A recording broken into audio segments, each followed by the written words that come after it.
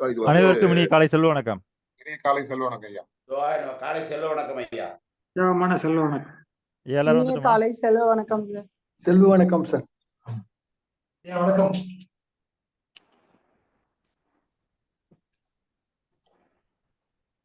கலைச்செல்வன் ஐயா வந்துட்டாங்க, அருணகிரி ஐயா வந்துட்டாங்க, வேலுமுதனன் சார் வந்துட்டாங்க, அன்பு செல்வன் ஐயா வந்துட்டாங்க, நாராயண ஐயா தான் வரல இன்னைக்கு.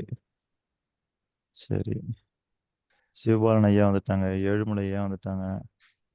ராஜசேகர் ஐயா நேத்து வரலையா நீங்க? நேத்து உடம்பு சரி. நேத்து வரல. ஓகேங்க ஐயா. மேஜர் சார் வந்துட்டாங்களா? மேஜர் சார் வந்துட்டாங்க, திலகம்மா வந்துட்டாங்க, வரல. லட்சுமி அம்மா நேத்து வந்தீங்களா நீங்க? ஆமா சார். முந்தநேத்து? எஸ் அதுக்கு முன்னால? சார் உங்களை ஃபோன் பண்ணி ஆனா கொஞ்சம் ரைட் டைமுக்கு வந்துருங்க. சரிங்க. 5:05, 5:07, 5:10, 5:05 வரைக்கும் ஆகுது நீங்க உள்ள வரதுக்கு. ஓகே சார், கரெக்ட் பண்ணிடுங்க. சரிங்களா? ஏன்னா நம்ம செல்வந்தராகிறதுக்கு நிறைய விஷயங்கள் கரெக்ட் பண்ண வேண்டியது. நம்ம பேசிக்கலே கரெக்ட் பண்ணிட்டே இருந்தோம்னா வருஷமே ஓடி போயிடுதுல. சரி, இன்று நாம் என்ன பார்க்க போகிறோம்னா, பிரபஞ்சம்னா என்னன்னு உங்களுக்கு ஏற்கனவே சொல்லியிருக்கிறேன். அந்த பிரபஞ்சம்தான் எல்லா ஆற்றலையும் எல்லாவற்றிற்கும் வழங்கி கொண்டே இருக்கின்றது. இப்போ நேற்று கூட நம்ம அருணகிரியா செல்வந்தராவதற்கான சயின்ஸ் என்ன அப்படின்றதெல்லாம் சொன்னார். நான் பேசுற மொழி உங்களுக்கு புரியுதா? புரியுது.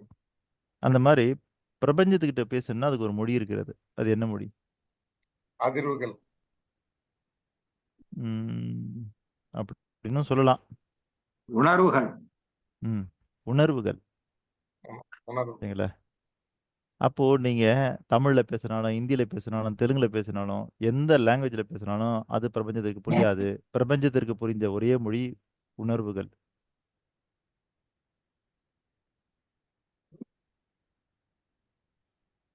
ஏனென்றா அந்த மொழிய நாம கத்துக்கிட்டு வரல, பிரபஞ்சம் நமக்குள்ள டிஃபால்ட்டா வச்சிருக்குது.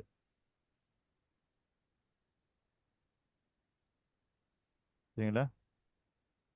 அப்போ பிரபஞ்சத்திற்கூட நீங்கள் பேசக்கூடிய மொழி இருக்கின்றது என்றால் இருக்கின்றது. அது உணர்வுகள் தான் அதனுடைய மொழி.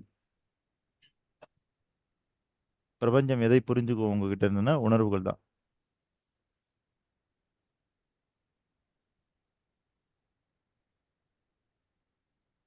ஒரு திரைப்படம் பார்க்குறோம் நாம, அதில் இருக்கிற அத்தனை காட்சி நம்ம வாழ்க்கையிலே இருக்குது. ஆனால் நம்ம அதை என்ன சொல்றோம்னா நடிப்புன்னு சொல்றோம். ஏன்?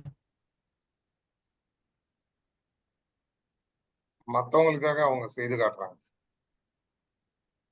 இல்ல, அதில் ரொம்ப எளிமையான விஷயம் என்னதுங்களா?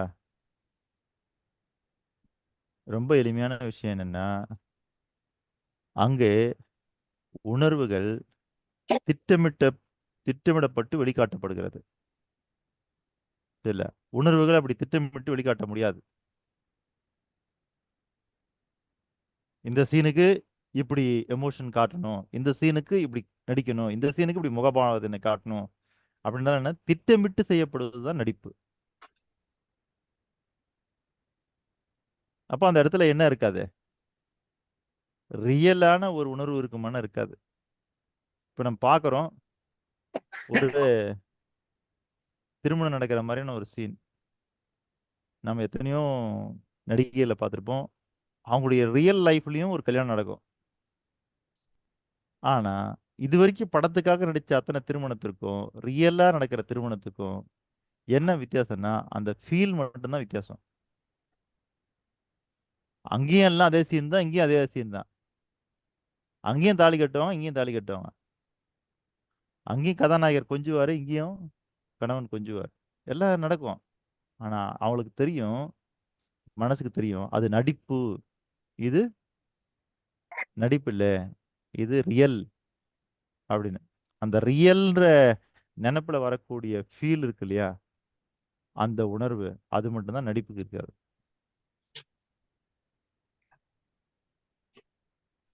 ஏனென்றால் உணர்வுகள் இருக்கு பாருங்க,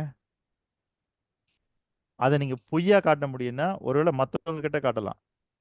ஆனா பிரபஞ்சத்தை பொறுத்த வரைக்கும் நீங்க பொய்யாக உணர்வை வெளிப்படுத்த முடியாது. அதனால தான் அந்த லாங்குவேஜ் வச்சிருக்குது. இப்போ நமக்கு வந்து பசி வருகிறது என்றால் பசின்னு ஒரு உணர்வு வருது நமக்கு. இதுல வயிற்று கிள்ளுதுன்றோம், சில வயிற்றுல சத்தம் போடுதுன்றோம், வயிறு வலிக்குதுன்றோம். சில பேருக்கே தெரியாது, பசியே தான் அவங்களுக்கு வயிற்று வலின்னுவாங்க. பசிக்குதுன்னு கூட தெரியாது அவங்களுக்கு. சில எனக்கு வயிற்று வலிக்குதுன்னுவாங்க. நான் ரொம்ப நேரம் சாப்பிடலாம் எனக்கு வயிற்று வலி வந்துடும். அப்போ என்னன்னா அது அது வந்து என்னன்னா நாம வந்து புரிந்து கொள்வதற்கு, உடல் புரிந்து கொள்வதற்கான பசிங்கிறத என்னவா வச்சிருக்குது, ஒரு உணர்வாக வைத்திருக்கிறது. தாகம் ஒரு உணர்வாக வைத்திருக்கிறது. அப்ப தாகம் எடுக்கும்போது நம்ம தண்ணி குடிக்கிறோம். அதே போல இந்த உணர்வை வைத்துத்தான் இந்த பிரபஞ்சம் எல்லா உயிர்களையும் இயக்கி கொண்டிருக்கிறது. நாய் எப்படி மோப்பம் பிடிக்குது இல்லையா? அப்ப அதனுடைய மோப்ப சக்தியை வச்சு அது முகர்ந்து பார்த்து மோப்பம் பிடிப்பது போல இந்த பிரபஞ்சம் நம்மளை எதை கொண்டு இயக்கி கொண்டிருக்கிறது, எதை வச்சு கண்டுபிடிக்கிறதுனா நாம் எப்படி இயங்கிக் கொண்டிருக்கிறோம் என்பதை வைத்தல்ல, நீங்கள் இயங்கும் போது எப்படி உணர்வுகள் வெளிப்படுகிறது என்பதை பொறுத்துத்தான். செல்வந்தராகணும் செல்வந்தராகணும் செல்வந்தராகணும் சொல்லிக்கிட்டு இருந்தா பத்தாது, செய்துகிட்டு இருந்தா பத்தாது, அதற்கான உணர்வுகள் வெளிப்பட வேண்டும். ரொம்ப ரொம்ப முக்கியமான விஷயம் சார். அப்போ எந்த மாதிரியான உணர்வுகள்லாம் வெளிப்படுத்தப்பட வேண்டும், எந்தெந்த உணர்வுகள் ஒரு செல்வந்தனுக்கு தேவை அப்படின்னும் பொழுது நாம் அதை பட்டியல் போட்டு நாம் என்ன பண்ணோம்னா தச உணர்வுகள் இல்ல 10 வகையான உணர்வுகளா அதை பட்டியல் போட்டோம். 10க்கு மேற்பட்டு இருந்தாலும் சிறப்பு தான். ஆனா முக்கியமான இந்த 10 உணர்வு வேணும்.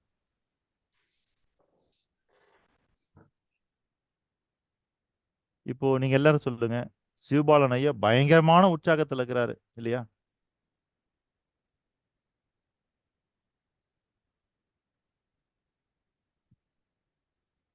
யாராவது சொல்லுங்க ஐயா. சிவபாலன் ஐயா பாத்தீங்கன்னா பயங்கரமான உற்சாகத்துல இருக்கிறாரு, அடக்கவே முடியல அவருடைய உற்சாகத்தை.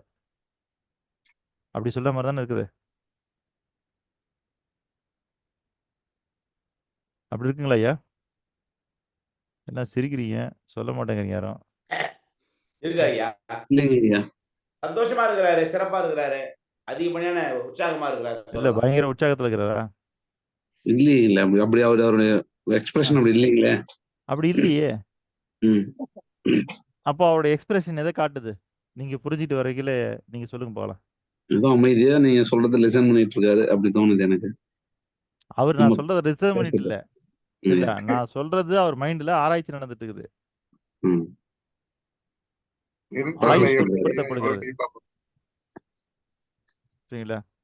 அவர் என்ன செய்யறாருன்னா, நான் உள்ள கொடுக்கறதெல்லாம் கொடுத்து அவர் மனசுக்குள்ள ஒரு லேப் வச்சிருக்கிறாரு. ம். அங்க போட்டு எல்லாத்தையும் போட்டு பல கெமிக்கல் எல்லாம் ஊத்தி செக் பண்ணி பாக்குறாரு.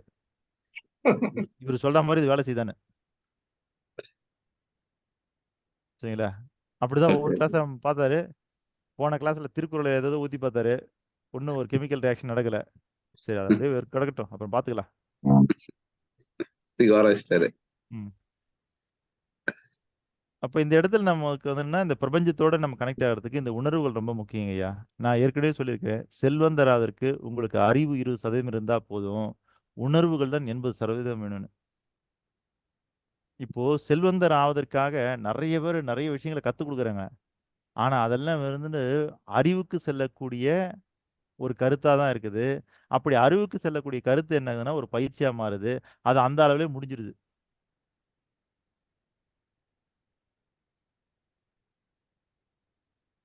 சரிங்களா?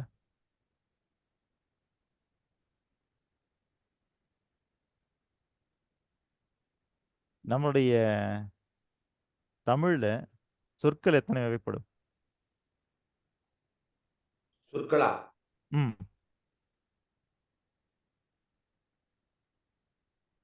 சொற்கள் எத்தனை வைரமுத்து ஏதோ வகைப்படும்? ஒரு பாடல 3 லட்சம் சொற்கள் எழுதியிருக்காரு ஐயா.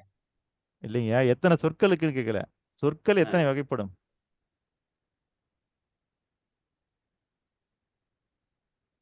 தமிழ் இலக்கணத்தின்படி. பெயர்கள் வந்து இடுகுறி பெயர், காரண பெயர் 2 வகை.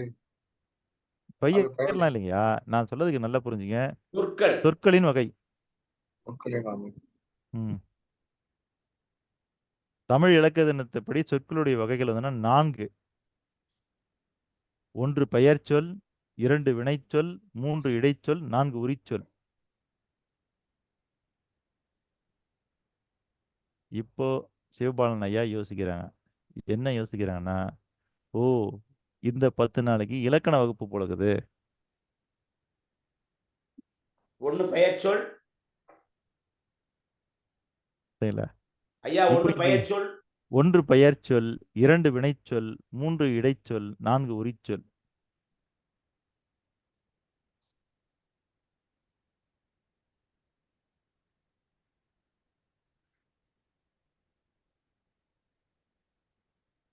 ஐயா அந்த தேர்ட் அண்ட் ஃபோர்த் மட்டும் கொஞ்சம் ரிப்பீட் பண்ணுங்க ஐயா. பெயர் சொல், வினைச்சொல், இடைச்சொல், உரிச்சொல். 1 பெயர்ச்சொல்.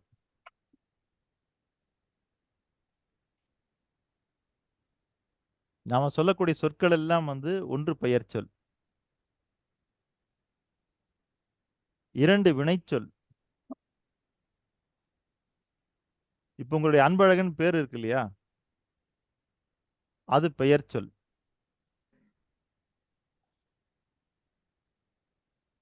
இல்ல. இப்ப நீங்க எழுதுறதுக்கு என்ன யூஸ் பண்றீங்க? எழுதுகோல். எழுதுகோல்ன்றது ஒரு வினை பெயர்ச்சொல். இல்ல அது பெயர் பெயர்ச்சொல். பெயர் பெயர். எழுதுகோல் என்பது பெயர்ச்சொல். எழுதுவதுதான் வினைச்சொல். எழுதுவது வினைச்சொல். ஓகே. அதான் சொல்ல வரேன். இந்த மாதிரி சொற்கள் மொத்தம் 4 வகை இருக்குங்க ஐயா. இடைச்சொல்லுக்கு சொல்லுங்க ஐயா. இடைச்சொல்லுக்கு ஒரு பொருள் சொல்லுங்க. இல்ல இது இலக்கண வகுப்பா மாறிடக்கூடாது. நாம அல்ல அது புரிஞ்சுக்க வேண்டிய பக்கல. விஷயம். இல்ல இல்ல இல்ல 4 விஷயம் தானே. இல்ல அதான் நான் என்ன சொல்ல வரேன்னா, இப்ப நம்ம அவ்வளோ டெப்த் போகணும். மொத்தத்துல 4 வகையான சொல் இருக்குது. அதுல முக்கியமானது என்னன்னா வினைச்சொல். நீங்க செய்யக்கூடிய வினைகள் இருக்கு இல்லையா? அந்த என்ன வினையாகட்டும், செயல் சார்ந்த சொற்கள் இருக்கு பாருங்க. அது கூட எல்லா செயல் கூட நீங்க சேர்க்கக்கூடிய ஒரே சொல் எது தெரியுங்களா? உணர்வுங்கிற சொல் மட்டும்தான். வேற எந்த சொல்லையும் சேர்க்க முடியாது. நீங்க எல்லா வினையோடும் சேர்க்க முடியும். இப்ப நீங்க சாப்பிடுறீங்கன்னு வச்சுக்கங்க. சாப்பிடுறது ஒரு வினை. அதாவது ஒரு செயல். நீங்க வந்து சாப்பிட்டேன்னு சொல்லலாம். சரிங்களா? அது கூட என்ன சேர்க்கலாம்? உணர்வுபூர்வமான அப்படின்ற வார்த்தையும் சேர்க்கலாம். உணர்வுபூர்வமாக சாப்பிட்டேன். நீங்க செய்ய எல்லா செயல் கூடயும் சேர்க்க வேண்டிய ஒரு அற்புதமான வார்த்தை என்னதுங்களா? இப்போ இந்த வகுப்பு எப்படி அட்டெண்ட் பண்ணீங்கன்னு, நான் கவனத்தோட அட்டெண்ட் பண்ணேன் அப்படின்லாம் தாண்டி, உணர்வுபூர்வமா நான் இந்த கிளாஸ் அட்டெண்ட் பண்ணேன். உணர்வுபூர்வமா பார்த்தேன். உணர்வுபூர்வமா கேட்டேன். அப்படின்னு அந்த உணர்வுபூர்வம்னான்றது எதை குறிக்குது? யோசிச்சு பாருங்க. இப்ப நெறைய பாடல்கள் இருக்குது. நெறைய பாடல்கள் இருக்குது. சரிங்களா? அதேபோல நம்முடைய தேசிய பாடல் வேற, தேசிய கீதம் வேற. ம், ம். இல்ல. அது ஏன் நம்ம தேசிய கீதம்னு சொல்றோம்? அப்படின்னா, அந்த பாடலை பாடும்போது உங்களுக்கு தேசத்திற்கான ஒரு உணர்வு தோன்ற வேண்டும். அதனால அது தேசிய கீதம். அப்போ நீங்க செய்யக்கூடிய எல்லா வேலைகளோடும் சேரக்கூடிய ஒரு வார்த்தை எதுன்னா உணர்வு.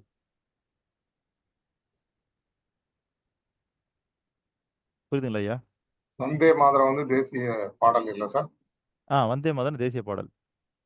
ஜன ஜனகணமன கணமன வந்து தேசிய தேசிய கீதம். கீதம். ம். அப்போ இதுக்கெல்லாம் என்ன விஷயம்னு கேட்டீங்கன்னா, அதுல தேசப்பற்று அதுக்கான உணர்வு எழுப்பப்படுவதனால தான் அத நம்ம தேசிய கீதமா எடுத்துக்கிட்டோம். தேசிய பாடலா எடுத்துக்கிட்டோம். சரில்ல. தமிழ்த்தாய் வாழ்த்துங்கிறோம். அப்படின்னு என்னன்னா, அத அந்த பாட்ட நீங்க படிக்கும்போது, தமிழ்த்தாய் வாழ்த்த படிக்கும்பொழுது உங்களுக்குன்னா, மொழிப்பற்று உருவாக வேண்டும். அதாவது மொழிக்கான உணர்வு வரணும். சரில்ல. அதுல உங்களுக்குள்ள இருக்கிற உணர்வு இருக்கு இல்லையா? அதுல ரொம்ப முக்கியமானது தலைத்துவமான, அதாவது தனித்துவமான, முதன்மையான உணர்வு என்னன்னு பார்க்கணும். புரியுதுங்களா?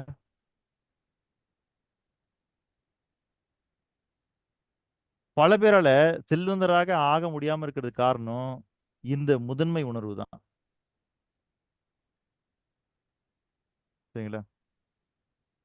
ஒரு நாள் நான் மாமிசத்தை பத்தி பேசினேன். அதெல்லாம் அப்படி இல்லைன்னு வாதம் பண்ற அளவுக்கு நம்ம அருணகிரி சார் தயாராயிட்டாரு. இல்ல நீங்க சொல்லக்கூடிய கூற்று தவறுன்னு. அது யாரு சொன்னதுன்னா, அவருடைய உணர்விலிருந்து வந்தது. புரியுதுங்களா? நீங்கள் செல்வந்தர் ஆவதற்கு உண்டான உணர்வு தான் இங்க முதன்மையா இருக்கணுமே தவிர, மொழி சார்ந்து, மதம் சார்ந்து, தேசம் சார்ந்து, மற்ற எது சார்ந்து உங்ககிட்ட இருந்தாலும் நீங்கள் செல்வந்தராவது கடினம். நீங்க பணக்காரனை பார்த்தீங்கன்னா தெரியும், செல்வந்தனை பார்த்தீங்கன்னா தெரியும். அவன் வந்து தான் மொழி தான் அப்படின்னு பேச மாட்டான். தான் தேசம் தான் அப்படின்னு பேச மாட்டான். அவனுக்கு உலகம் ஃபுல்லா வியாபாரம் வேணும். அதில் தான் இருப்பான். இன்னைக்கு வரைக்கும் அமெரிக்கா வல்லரசு நாடா இருக்கிறதுக்கு காரணம் எல்லா நாடுகளும் அடிச்சிட்டு இருந்த காலத்துல இந்த உனக்கு என்ன ஆயுதம் வேணுமா இந்த நீ சப்ளை வாங்கிக்க, உனக்கு என்ன வேணும் உனக்கு வேணுமா இந்த நீ வாங்கிக்க, அடிச்சுக்க 2 பேருக்குமே ஆயுதத்தை சப்ளை பண்ணிட்டு பணத்தை வாங்கி வச்சுக்கிட்டான். நான் வியாபாரி அவ்வளவுதான், நீ எவனோட அடிச்சுக்கோ அவ்வளவுதான். காரணம் என்னன்னா அமெரிக்காவை பொறுத்த வரைக்கும் பூர்வ குடின்னு யாரும் கிடையாது. இப்ப கூட என்ன தெரியுங்களா, அமெரிக்காவோட கொடியை நீங்க உங்க ஷூல பிரிண்ட் பண்ணிக்கலாம், செருப்புல கூட பிரிண்ட் பண்ணி போட்டுக்கலாம். எந்த உணர்வும் கிடையாது அங்க. இல்ல நான் ஒரு அமெரிக்கன்ற ஒரு பூர்வாங்க குடி உணர்வு இருக்கானா இல்ல. எல்லாம் வந்து வெவ்வேறு நாட்டுல இருந்து வந்தவங்க தான். அதனால நம்ம அண்ணன் சீமான் சொல்லுவது போல எல்லோரும் அங்கே வந்தேரிகள் தான். சரிங்களா? அதனால அவங்களுக்கு என்ன தெரியுங்களா, அமெரிக்கானுக்குன்னு ஒரு கொடி இருந்தாலும் அந்த கொடியை நீங்க டவுசரா தச்சு போட்டுக்கலாம், பேண்டா தச்சு போட்டுக்கலாம், சட்டையா தச்சு போட்டுக்கலாம். ஆனா தேசிய கொடி நீங்க அப்படி அவமானப்படுத்த முடியாது, நம்ம தேசிய கொடியை. சரிங்களா? அப்படிலாம் நீங்க செஞ்சீங்கனாலே அது அவமானம்ன்றாங்க. காரணம் என்னன்னா இந்த கொடியோட என்ன கலந்துருக்குன்னா உணர்வு கலந்துருக்குது. அங்கேயும் கொடி இருக்குது, ஆனா அங்க என்ன கலக்கலைன்னா உணர்வு கலக்கல. அதனால நீங்க அதை என்னவா வேணா போட்டுக்கலாம். புரியுதுல? ஜல்லிக்கட்டுன்னு நம்ம ஒரு பிரச்சனையை பார்த்தோம். சரிங்களா? தமிழ்நாடு மட்டும் இல்ல, நாடே இல்ல, உலகத்தில் இருக்கிற அத்தனை தமிழர்களும் ஒண்ணு சேர்ந்தாங்க. அது எதை காட்டுதுன்னா அவங்களுடைய உணர்வுகளை காட்டியது. இன்னைக்கு நிறைய பேர் போராடிட்டு இருக்கிறாங்க. சென்னையில என்னுடைய நண்பர் ஒருத்தர் இருக்கிறார், சுந்தர்னு சொல்லிட்டு. அவர் எங்கேயுமே வெறும் சுந்தர்னு எழுதுனது இல்லை.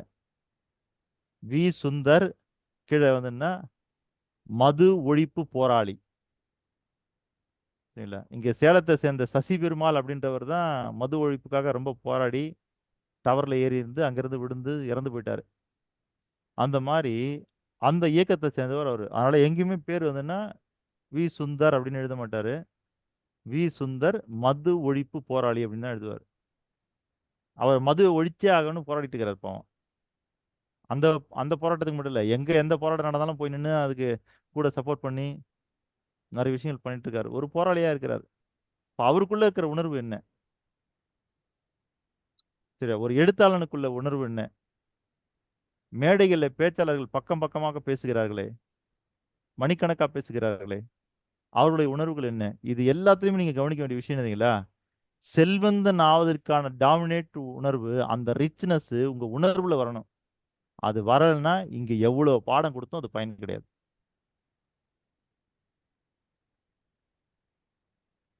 உங்களுக்கு உங்க உணர்வுல அந்த ரிச்னஸ் வந்தா தான் நீங்க ரிச் ஆக முடியும். இப்ப இங்க எத்தனை பேருக்கு ரிச் இருக்கு பாருங்க. ரிச் ஏழுமலை ஐயா, ரிச் அருணகிரி ஐயா, ரிச் சிவபாலன் ஐயா, ரிச் லட்சுமி அம்மா, அப்புறம் வெற்றி திலகம்மா. புரியுதுல்ல? அப்ப ரிச் பேருக்கு முன்னாடி நாராயணன் ரிச். ஐயா, அப்ப என்னங்க ஐயா, ரிச் நாராயணன். எங்க இருக்காரு? இல்ல, அவர் போட்டிருக்காரு சொல்லுவாங்க. நான் இங்க இருக்கிறவங்க மட்டும் தான் சொல்லிட்டு இருக்கிறேன். நம்ம கிளாஸ்க்கு வந்த பிறகு பல பேருக்கு பின்னாடி அது சேர்ந்துருக்குது. சாதாரண பாஸ்கரா இருந்தவர் செல்வ வடிவில் பாஸ்கரா மாறி இருக்கிறாரு. இப்படி பல பேருக்கு பல மாற்றம் வந்திருக்குது. அதான் நான் என்ன சொல்ல வரேன்னா, இந்த பெயர் மாற்றம் மட்டும் பத்தாது. சரிங்களா?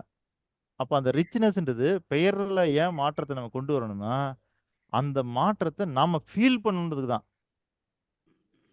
சும்மா மாத்தி வச்சுக்கிட்டதுனால இந்த ஏதோ ஒரு திரைப்படத்துல காட்டுவாங்க இல்லையா, என்ன பேர் உங்க பேரு? சார் என் பேர் கேசவன் இருந்தது சார். வாழ்க்கையில் எதுவுமே நடக்கல. அப்படியா இருக்கும் எல்லாம் கூட்டி பார்த்துட்டு, ஓ 9ல் முடியுது, இதனால தான் உனக்கு பிரச்சனை. அதனால கே பக்கத்தில் 7 போடாத, 7 தூக்கிடு, 9 போட்டுக்க. இப்போ சொல்லி பார் வாழ்க்கையில் சூப்பராக மாறிடுன்னு. உடனே அவன் படிச்சு பார்ப்பான், கேனையன் நல்லா இருக்கு அப்படின்னு. உடனே பார்த்தீங்கன்னா துபாயில் பெரிய டிவி கம்பெனி ஆரம்பிச்சு அவர் பேட்டி கொடுப்பாரு.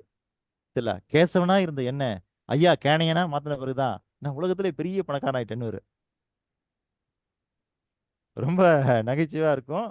சிரிக்க வேண்டிய சிந்திக்க வேண்டிய ஒரு அற்புதமான விஷயம். சொல்லுங்க அருணகிரி சார். சார் கேசவன்றவர் வந்து கம்ப்யூட்டரோட ஆன்டி வைரஸை கண்டுபிடிச்சாரு. ம் அது வந்து K7 ஆன்டி வைரஸ்னு வந்து ம் போயிட்டு ரொம்ப ஆமா பிரபலமா போயிட்டு ம் K7. அதுதான். அந்த மாதிரி தான் இந்த இடத்துல வந்து என்னன்னா அதை காட்டுவாங்க. அப்போ பேரெல்லாம் மாத்தி வச்சுக்கிட்டதுனால வாழ்க்கையில முன்னேற்றம் கிடைச்சிடாது. அது எதுக்காகன்னா நாம அதை படி அந்த முதன்மை ஃபீலுக்கு வரணும்.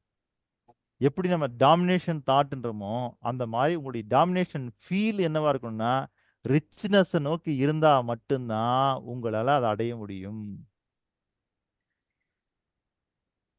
இப்போ இவங்க லட்சுமி அம்மா நல்லா சமைப்பாங்களாம்.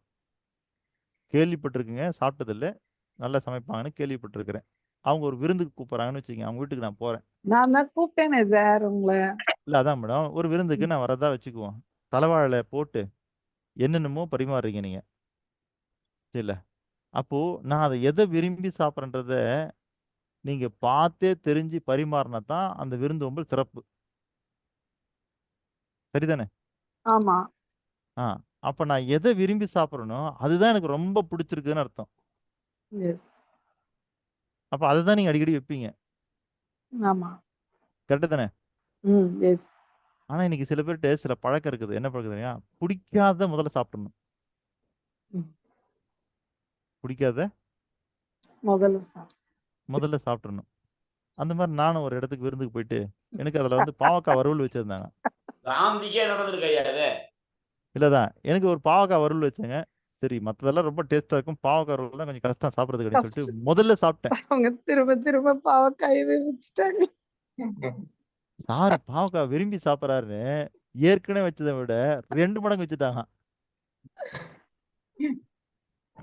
நான் மற்றதெல்லாம் சாப்பிட்றதை நிறுத்திட்டு இந்த 2 மடங்கு வச்சாங்கல்ல பாவக்காய், அது எப்படியா சாப்பிட்டு முடிச்சேன்னு கஷ்டப்பட்டு சாப்பிட்டுட்டு இருக்கேன். எப்படியோ 2 மடங்கு பாவக்காய் சாப்பிட்டு முடிச்சுட்டு பேசிக்கிட்டே அவன் மற்றதெல்லாம் அப்படியே சந்தோஷமா சாப்பிட்டுட்டே இருக்கிறேன். திடீர்னு உள்ள இருந்து கொண்டாந்து வைக்கிறாங்க, சாருக்கு பாவக்காய்னா ரொம்ப பிடிக்கும் போல இருக்குது அப்படின்னு.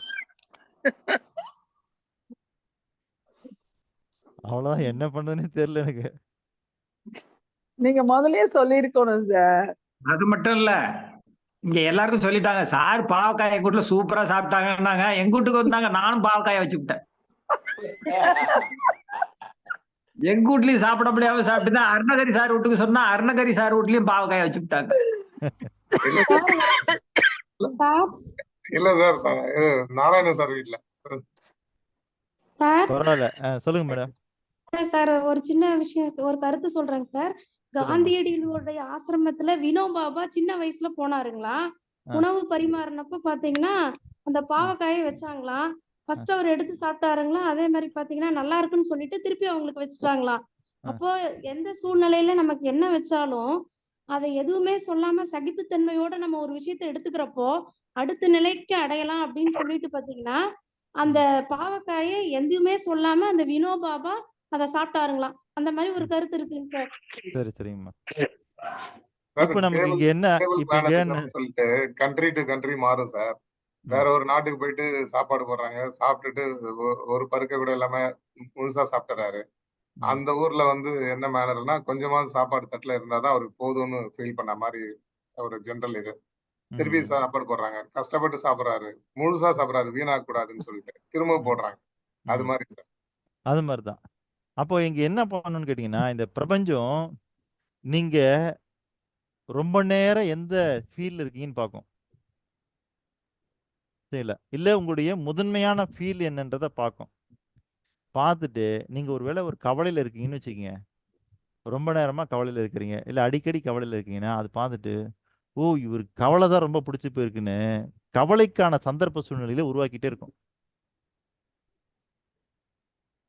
நீங்க எப்ப பார்த்தாலும் கஷ்டத்தை பத்தியே புலம்பிட்டு இருக்கிறீங்க, கஷ்டத்தை பத்தியே பேசிட்டு இருக்கிறீங்க அப்படின்னா, உங்களுக்கு கஷ்டம் தான் பிடிக்கும்னு நினைச்சிட்டு கஷ்டத்தை திருப்பி கொடுத்துட்டே இருக்கும்.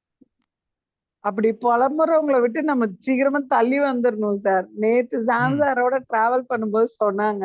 ம், ஒருத்தவங்க பாசிட்டிவ் எனர்ஜியோட இருக்கிறாங்க. ஒரு 15% பாசிட்டிவ் எனர்ஜியோட இருக்கிறாங்கன்னா, அவங்க கூட நம்ம இருந்தோம்னா, இன்னும் ஒரு எக்ஸ்ட்ரா ஆகும் பவர். பட் ஆனா ஒருத்தவங்க நெகட்டிவ் எனர்ஜியோட இருக்கிறாங்கன்னா, அவங்க பக்கத்துல நம்ம இருந்தோம்னா, நமக்கு அது டபுள் மடங்கா இதாயிடும். சோ அவங்கள விட்டு நம்ம விலகி வந்துரணும். ஆமா. இந்த கவலைப்படுறோம். இப்ப நாங்க நேத்து 2, 3 பேர் பார்க்க போனப்ப நெறைய ப்ராப்ளம்னு சொன்னாங்க. யாருக்கு தான் பிரச்சனை இல்ல அத மீட் அவுட் பண்ணி வரணும் அப்படிங்கிறப்போ, சார் இந்த உதாரணம் எனக்கு சொன்னாங்க. அதான். இப்ப இத தாண்டி நமக்குள்ளார நாம விரும்புற ரிச்னஸ அடைய முடியுன்ற நம்பிக்கை நமக்கு முதலில் வேண்டும். 2வது அத அடைஞ்சிட்டு இருக்கிறேன்றத ஃபீல் வேணும். ரொம்ப முக்கியமான விஷயம். நான் நெனச்ச ரிச்னஸ் தான் நான் நோக்கி போயிட்டு இருக்கிறேன். நான் அத தான் அடைஞ்சிட்டு இருக்கிறேன்னு அந்த ஃபீல். அப்போ நான் படிச்ச படிப்பு ரொம்ப குறைவான படிப்பு. சரிங்களா? ஆனா இப்ப நான் பேசக்கூடிய சப்ஜெக்ட்லாம் அந்த படிப்புக்கு உண்டானது இல்ல. இது பல படிப்புகள் தொடாத சப்ஜெக்ட். அதுதான் நான் பேசிட்டு இருக்கிறேன். அப்ப காரணம் என்னன்னா, அதுக்கான உணர்வுகள் வந்தா தான் நீங்க அத குடுக்க முடியும். அத வெளிப்படுத்த முடியும். அப்போ செல்வந்தர்களுக்கு என்னென்ன உணர்வுகள் வேண்டும்? குறித்துக் கொள்ளுங்கள். தச உணர்வுகள். 10 வகையான உணர்வு. குறித்துட்டு நம்ம அத பத்தி டீட்டெயிலா பேசுவோம். 1 முதல்ல இருக்க வேண்டிய உணர்வு என்னதுங்களா? உள் உணர்வு. உங்கள டிரைவ் பண்ணக்கூடிய ரொம்ப முக்கியமான உணர்வு தான். உள்ளுணர்வு.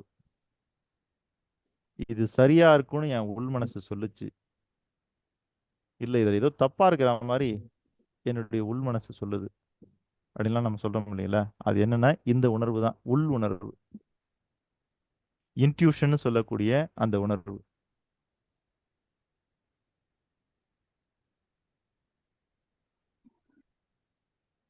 முதல் உணர்வு. 2வது உணர்வு அன்பு. சார் கேக்கல. அன்பு. அன்பு. 2வது உணர்வு அன்பு. பாசம், காதல், நேசம், பரிவு எல்லாம் அதுக்குள்ள அடக்கும். அன்புக்குள்ளார. இல்ல நீங்க பாசம்னு சொல்றது, காதல்னு சொல்றது, நேசம்னு சொல்றது எல்லாம் எதுக்குள்ள அடக்கும்? அன்புக்குள்ள அடக்கும். அன்பு. அதனால அன்புங்கிறது ஒரு உணர்வு. 3வது உணர்வு மகிழ்ச்சி. செல்வந்தனிடம் இருக்க வேண்டிய மிக முக்கியமான உணர்வுகள்ல ஒண்ணு இதெல்லாம்.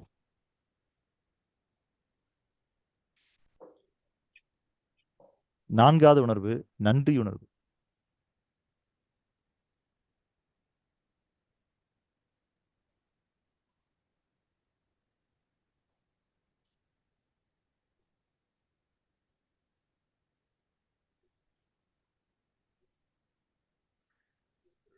ஐந்தாவது உணர்வு கருணை இரக்கம்.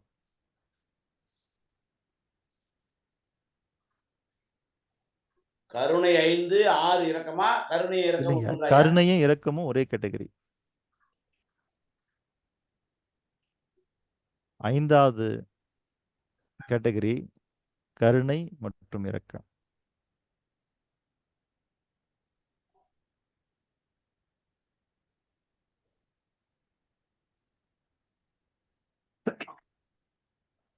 ஆறு. 6வது உணர்வு ஆர்வமும் ஆச்சரியமும். ஆர்வமும் ஆச்சரியமும். ஆச்சு.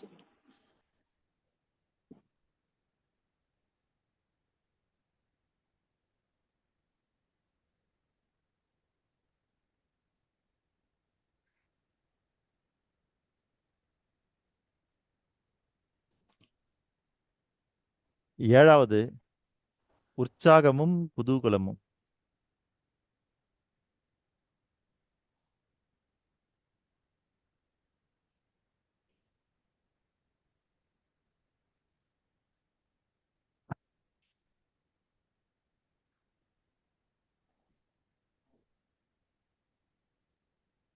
8வது நகைச்சுவை உணர்வு.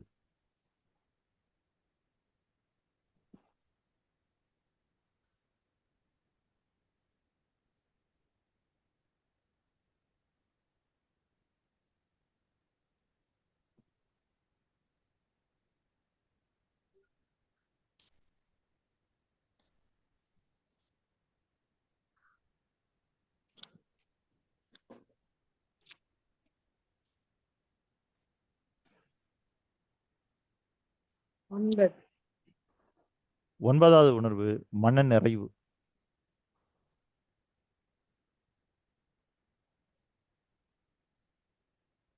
ஒன்பதுங்க சார். என்னங்கய்யா? 9 மன நிறைவு, மனநிறை. மைண்ட்ஃபுல்னஸ்.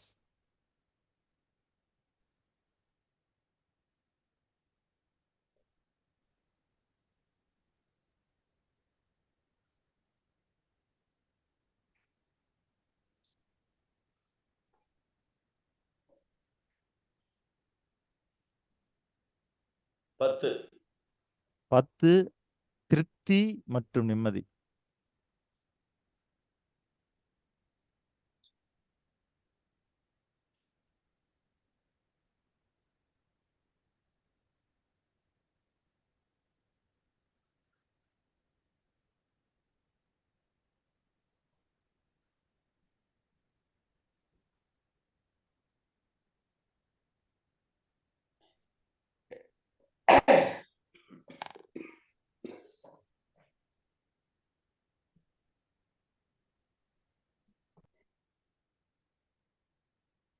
ஏர்டெல் மியூசிக் வரும், கேள்விப்பட்டிருக்கீங்களா? கேட்டிருக்கீங்களா? கேட்டிருக்கேன் சார். ஆ, என்ன மியூசிக் இது? அது வித்தியாசமா இருக்கும் சார். இழுத்தாப்புல இருக்கும், கேட்கவே ஆசையா இருக்கும் சொல்றது. ஆ, அது ரஹ்மான் போட்டது sir.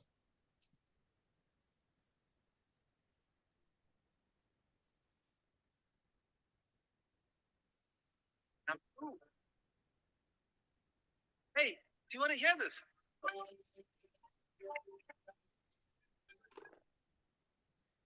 It's nice. You want to add something more?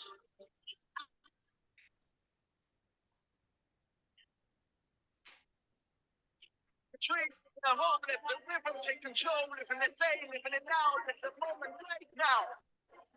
Visual வரல ஐயா. விஷுவல் வராது, மியூசிக் மட்டும் வருதா?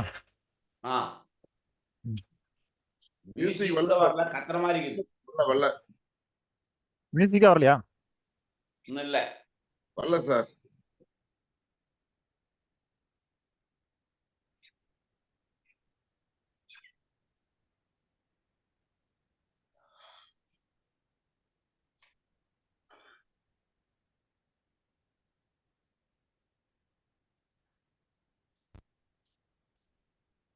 ஸ்கிரீன் வந்துச்சா? ஸ்கிரீன் வரும்.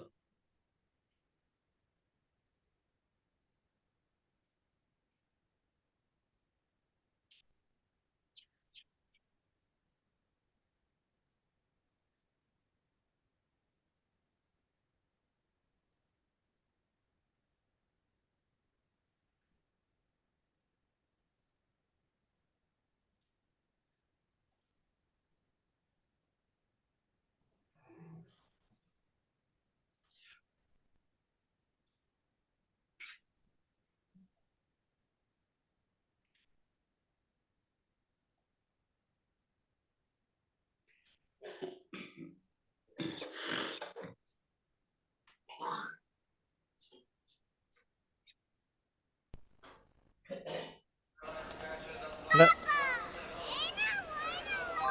ஐயா, ஆடியோ எனபிளா? ஆடியோ வருதுங்களா?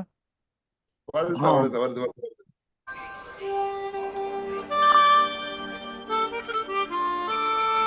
Sounds cool. Hey, do you want to hear this?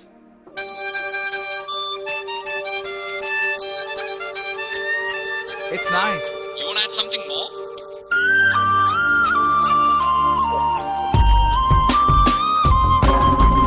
Living a dream, living a home, let the rhythm take control. Living this day, living it now, live the moment right now.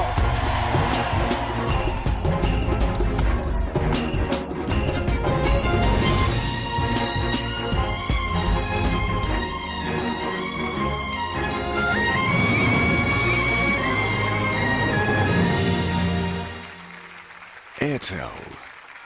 Live every moment.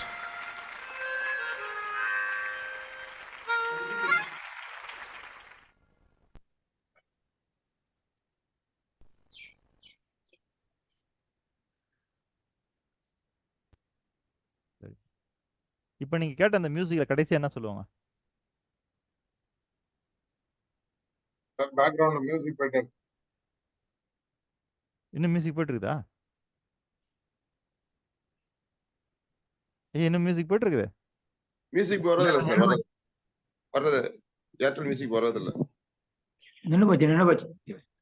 இல்லைங்க, நான் கேட்கறது இந்த music முடியும் போது என்ன வார்த்தை சொல்லுவாங்க?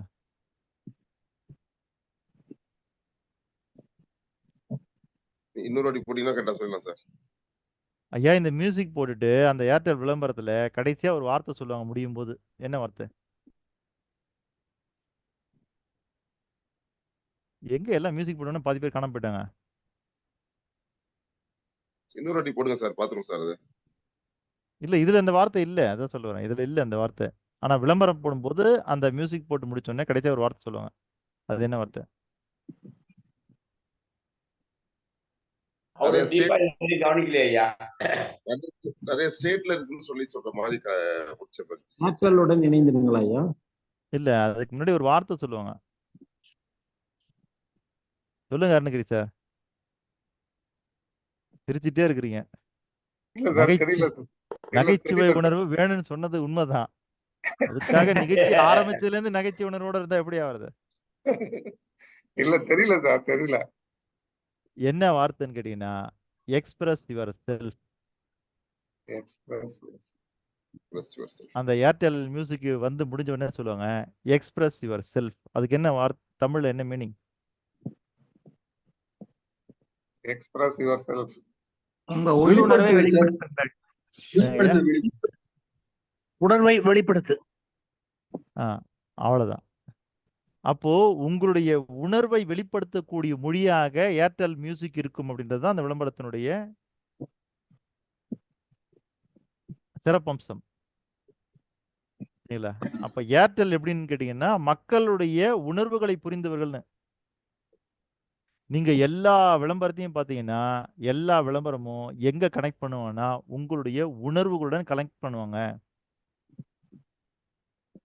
சரிங்களா? அதுதான் ரொம்ப முக்கியமான விஷயம்.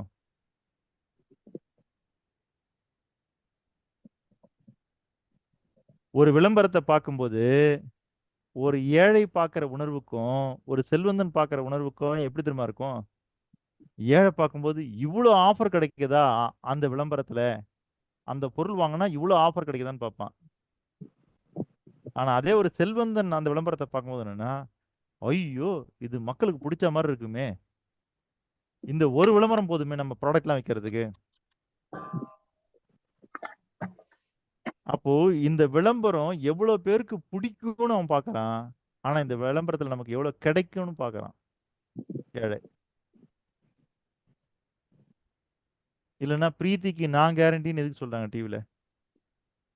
கல்யாண் ஜுவல்லர்ஸ்ல நம்முடைய பிரபு அவர்கள் வந்து நம்பிக்கை அதானே எல்லாம் அப்படின்னு ஏன் சொல்லணும்? ஏன்னா நல்லா புரிஞ்சுக்குங்க. சரிங்களா? நாம ஏற்கனவே சொன்னதுதான், உணர்வுகள் கலக்கப்படாத எந்த செயலும் வாழ்க்கையில் உயர்வை தரவே தராது. அப்ப என்னன்னு கேட்டீங்கன்னா, நேத்து கூட ஐயா சொல்லும்போது நான் சொன்னேன், அதுல இருக்கிற அந்த சுலப விஞ்ஞானம் என்ன அப்படின்னா, ரொம்ப ரொம்ப எளிமையான விஞ்ஞானம் என்னன்னா, நீங்கள் செல்வந்தர் ஆவதற்குண்டான உணர்வுகள் ஒவ்வொரு செயல்லையுமே கலக்கப்பட்டு விட்டா நீங்க கண்டிப்பா செல்வந்தர் தான். அதுதான் சுலப விஞ்ஞானம். நீங்க இப்போ ஒரு வேலை செய்றீங்க சார். இல்ல நான் சொல்றேன், நீங்க எழுதுறீங்க. இல்ல பார்க்கறதுக்கு சாதாரணமா மத்தவங்க கண்ணுக்கு ஒரு வேலையா தெரியும். ஆனா இங்க இருக்கக்கூடியவங்க அத்தனை பேருமே எழுதும்போது என்ன உணர்வுல அதை எழுதுறீங்கன்றது தெரியாது.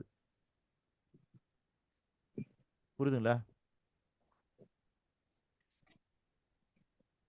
இந்த இடத்துல நான் உங்களை செல்வந்தர் ஆக்க போறேன்னா இல்ல, நான் உங்களுக்குள்ளர செல்வந்தராதற்கான எல்லா உணர்வுகளும் இருக்குதுன்னு சொல்ல போறேன், அவ்வளவுதான். அதை எடுத்து நீங்க பயன்படுத்தினா மட்டும்தான் நீங்கள் செல்வந்தர் ஆக முடியும். அப்போ இந்த 10 வகையான உணர்வுகள் என்ன? 1 உள்ளுணர்வு, 2 அன்பு, 3 மகிழ்ச்சி, 4 நன்றியுணர்வு, 5 கருணை மற்றும் இரக்கம், 6 ஆர்வம் மற்றும் ஆச்சரியம், 7 உற்சாகம் மற்றும் குதூகலம், 8 நகைச்சுவை, 9 மனநிறைவு, 10 திருப்தி and நிம்மதி.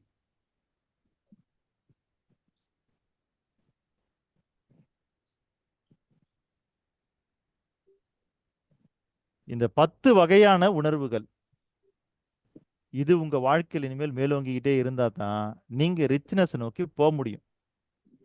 அல்லது இந்த பிரபஞ்சமே உங்ககிட்ட ரிச்னஸை கொண்டு வந்து சேர்க்கும். ஏன்னா அதுக்கு தேவை இதுதான். அப்ப பிரபஞ்சத்துக்கு புரிஞ்ச ஒரே மொழி உணர்வுகளால் நீங்கள் வெளிப்படுத்தக்கூடிய மொழி.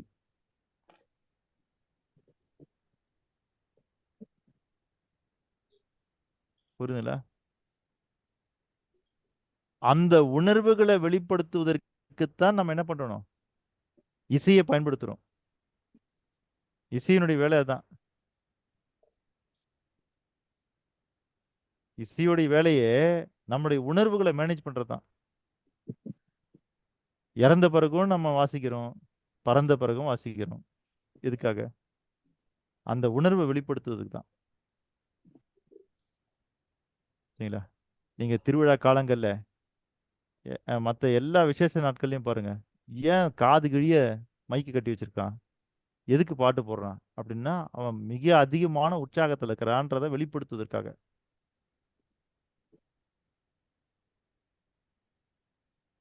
அப்ப மக்கள் அப்பப்ப என்ன பண்ணணும்? ஒரு ஐ பிச்சுக்கு கொண்டு போகணும் உணர்வுல. அதுக்காக தான் இந்த விசேஷங்கள், விழாக்கள் எல்லாம். இதெல்லாம் சும்மா கண்டுபிடிக்கல. அப்பப்ப அவனுடைய உணர்வுகளை வந்து டியூன் பண்ணணும். அப்ப அந்த வகையில நம்ம வந்து இன்னைக்கு பார்க்கக்கூடிய இந்த தச உணர்வுகள், இதெல்லாம் கெடுக்கிற மாதிரி நாம என்ன பண்ண போறோம்? இது வந்து நேர்மறையான தச உணர்வுகள். சரிங்களா? இதே போல எதிர்மறையான தச உணர்வுகளுக்கு தான் அதையும் நம்ம பார்க்க போறோம். ஆனா அது இப்ப இல்லை. இப்போ நீங்க பார்க்க வேண்டியது ஃபர்ஸ்ட் நமக்கு இந்த 10 வகையான உணர்வுகள்ல 10 வகையான உணர்வுகள்ல முதல் உணர்வு எதுன்னு பார்த்தீங்கன்னா உள்ளுணர்வு. நீங்க வந்து செல்வந்தராவதுக்காக உங்களை டிரைவ் பண்ணக்கூடிய உணர்வு அதுதான். அதை நீங்க பிடிச்சிக்கல அப்படின்னா அது சரியா டிரைவ் பண்ணாது. உங்களுக்கு சொல்லும், அது சொல்லும். ஒரு தொழிலை கை வைக்கிறீங்கன்னா இந்த தொழில் உங்களுக்கான தொழில்னு அது சொல்லும். ஒரு வியாபாரத்தை ஆரம்பிக்கிறீங்கன்னா இந்த வியாபாரம் உங்களுக்கான வியாபாரம்னு சொல்லும். ஒரு செயல் செய்யும் பொழுது இந்த செயலை செய்யன்னு அது சொல்லும். இல்லை வேண்டான்னா வேண்டான்னு சொல்லும்.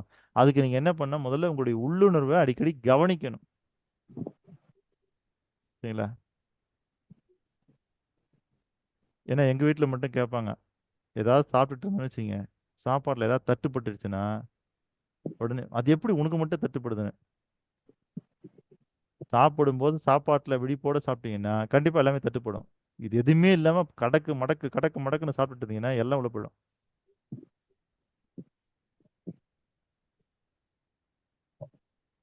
இல்ல ஒரு தவறி ஒரு சின்ன முடி விழுந்துட்டா கூட சரி, கரெக்டா என் வாயில வந்து மாட்டிக்கும்.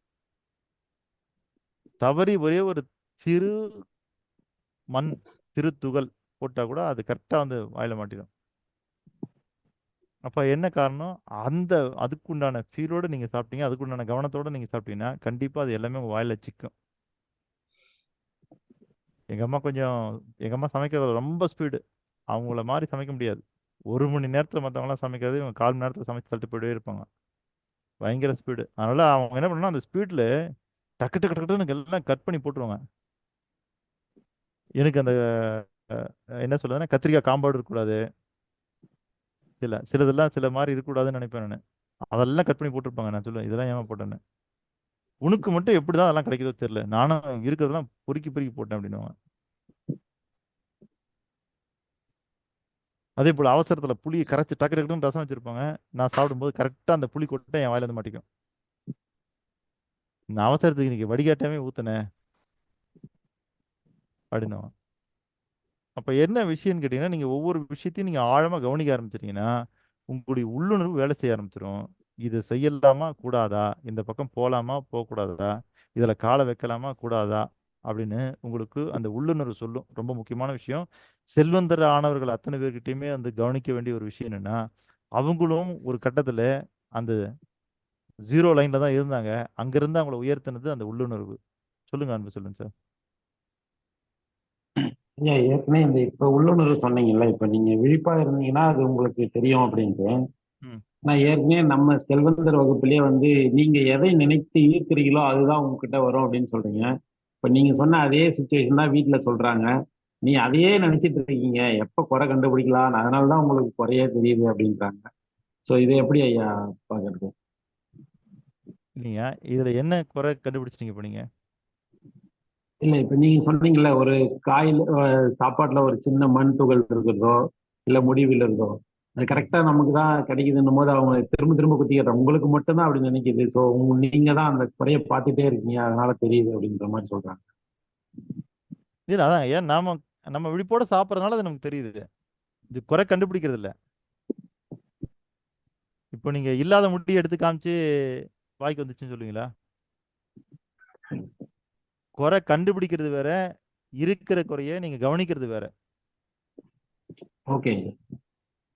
புரியுதுங்களா நான் சொல்றது? குறை கண்டுபிடிக்கிறதுன்னா என்னன்னா, இப்போ நல்ல சாம்பார் வச்சிருப்பாங்க இல்ல, நீங்க சாப்பிட்டு பார்த்துட்டு உப்பு அதிகமா இருக்குது, காரம் அதிகமா இருக்குது, அது நல்ல நார்மலா தான் இருக்கும் எல்லாமே. அப்படி நீங்க இல்ல, நீங்க வேற மாதிரி மாத்தி சொல்றது தான் குறை கண்டுபிடிக்கிறது. ஒரு கல் இருக்குதுன்னா கல் இருக்குதுன்னு நீங்க எடுத்து காமிக்கிறது குறை கண்டுபிடிக்கிறது இல்ல. அது இருக்குது.